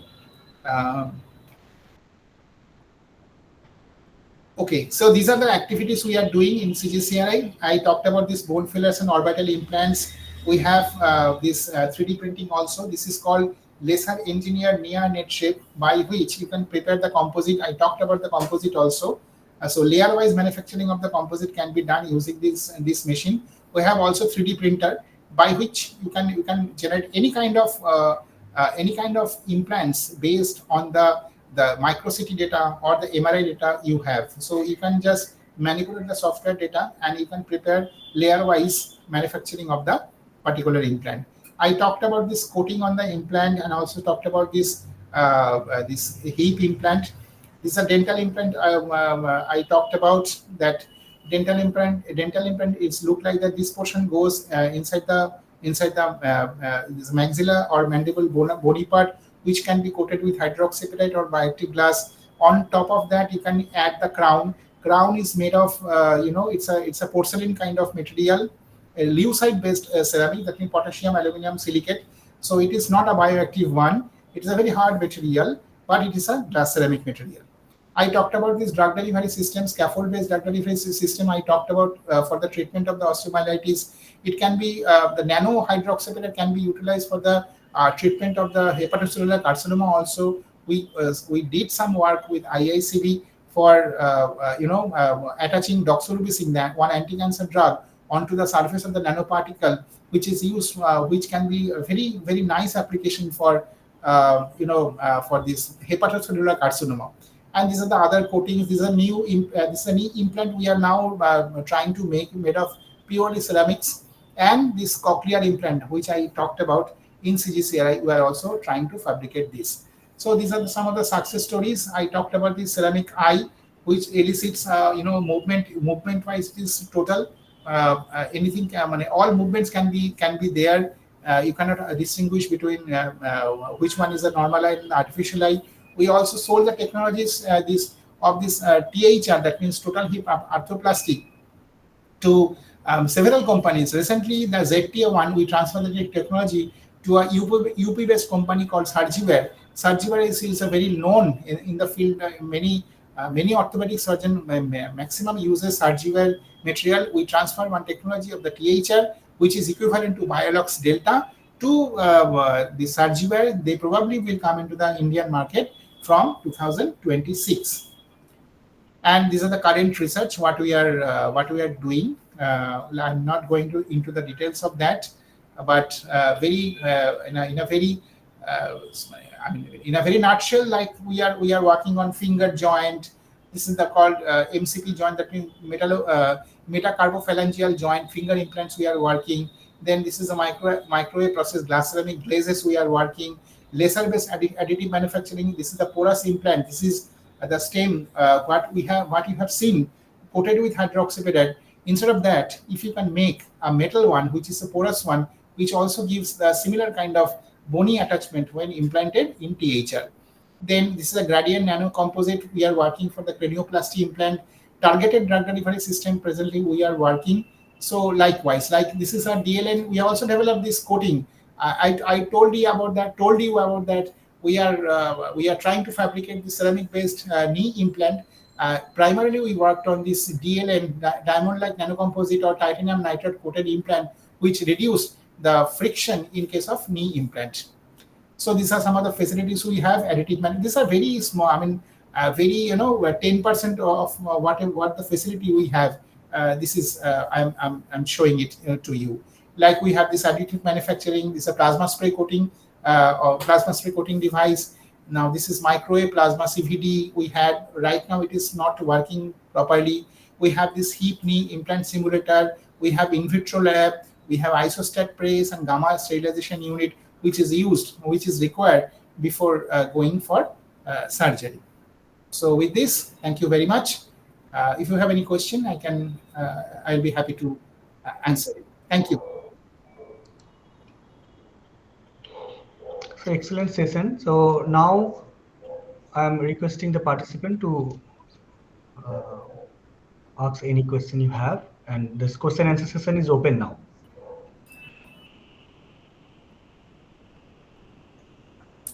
Yeah.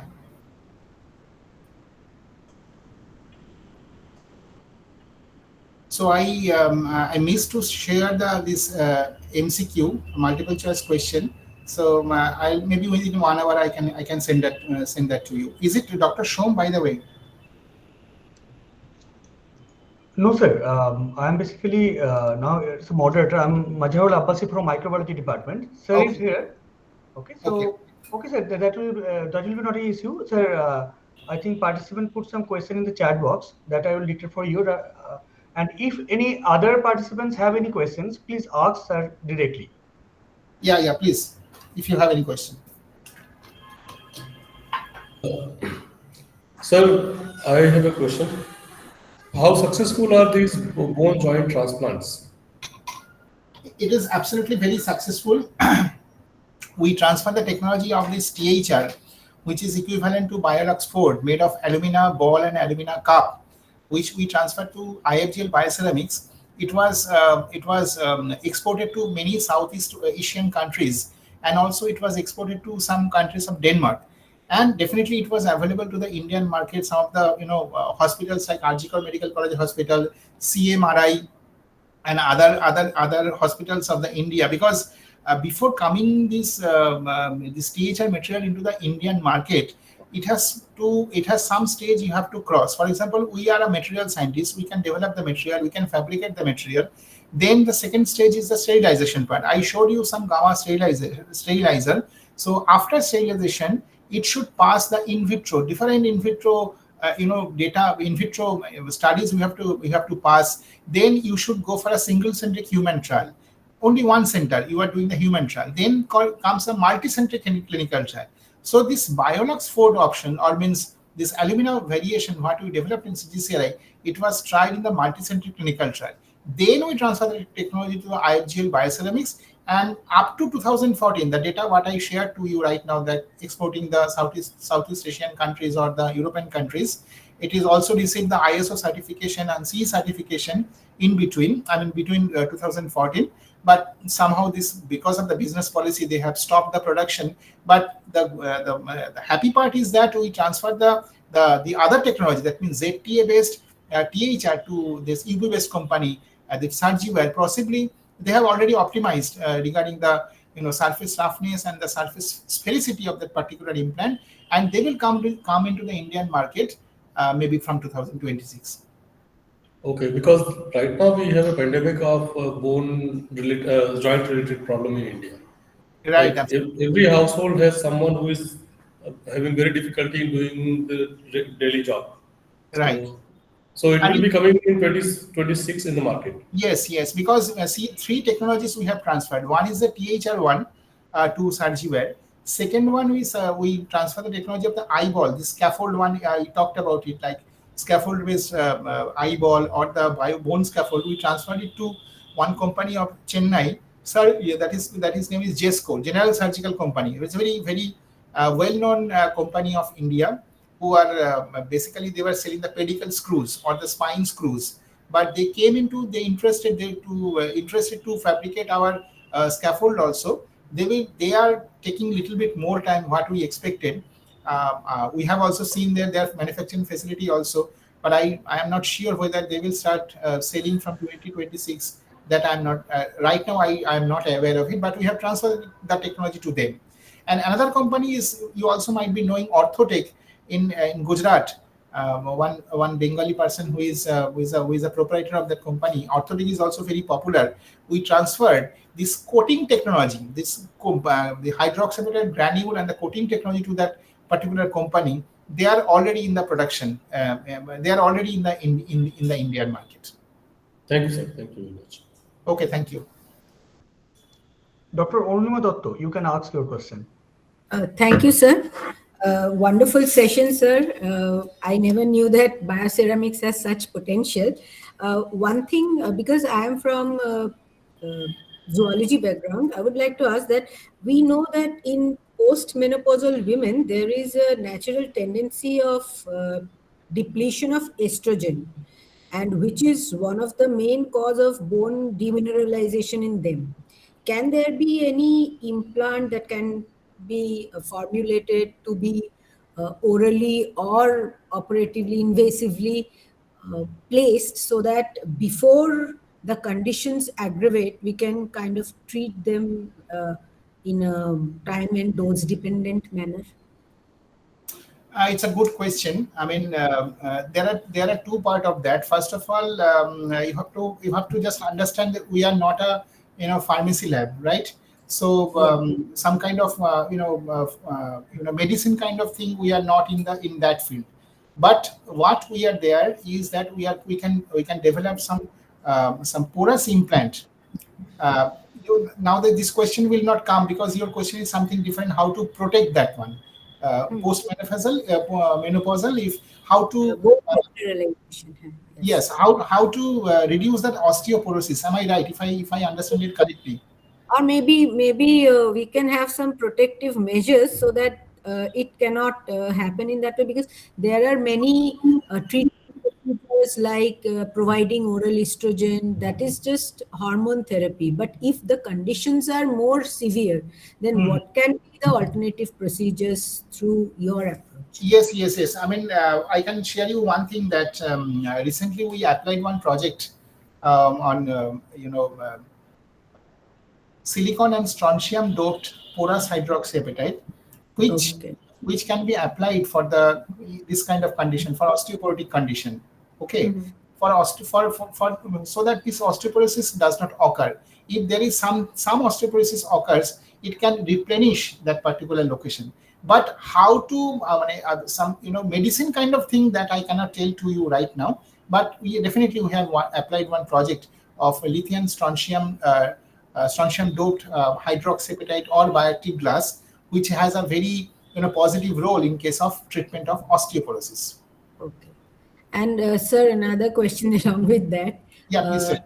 If there is there are certain bone deformities, can that be can those bones or those joints be replaced by certain bioceramics which won't interfere or which won't cause any toxicity later on in the phase? Yes, absolutely. It's a definitely a very good question. And one of us collaborator, who is I am telling the name, Dr. Rupnarayan Bhattacharya, who is heading the plastic surgery department of Arjikar Medical College and Hospital. We are a very long-term collaborator, and as I have already shown you this tumor resection surgery, I showed you some very threatful. I mean, so it's a very scary pictures are there. But the point is that this bone deformities, this can be rectified using this particular implant. But it's a surgical procedure. Post surgery, if you implant our this scaffold, you will expect a very nice recuperation of that particular problem. Okay. Thank you. So definitely, if you are interested, you can discuss with Professor Bhattacharya, Rupnaran Bhattacharya of Arjikar Medical College and Hospital of this. Sir, Yes. can you please share his contact or email? Yes, I can share with you one-to-one, and maybe I can share with Dr. Shom. He can share with you. Okay, Right. and a very related questions asked by Dr. Namrata Roy. I'm just reading for her. Okay. Like osteoporosis, known therapies are mostly non-invasive, in which calcium and vitamin D supplements are given, and the effect is very slow, and the condition cannot be reverted. It is maybe checked from progressing.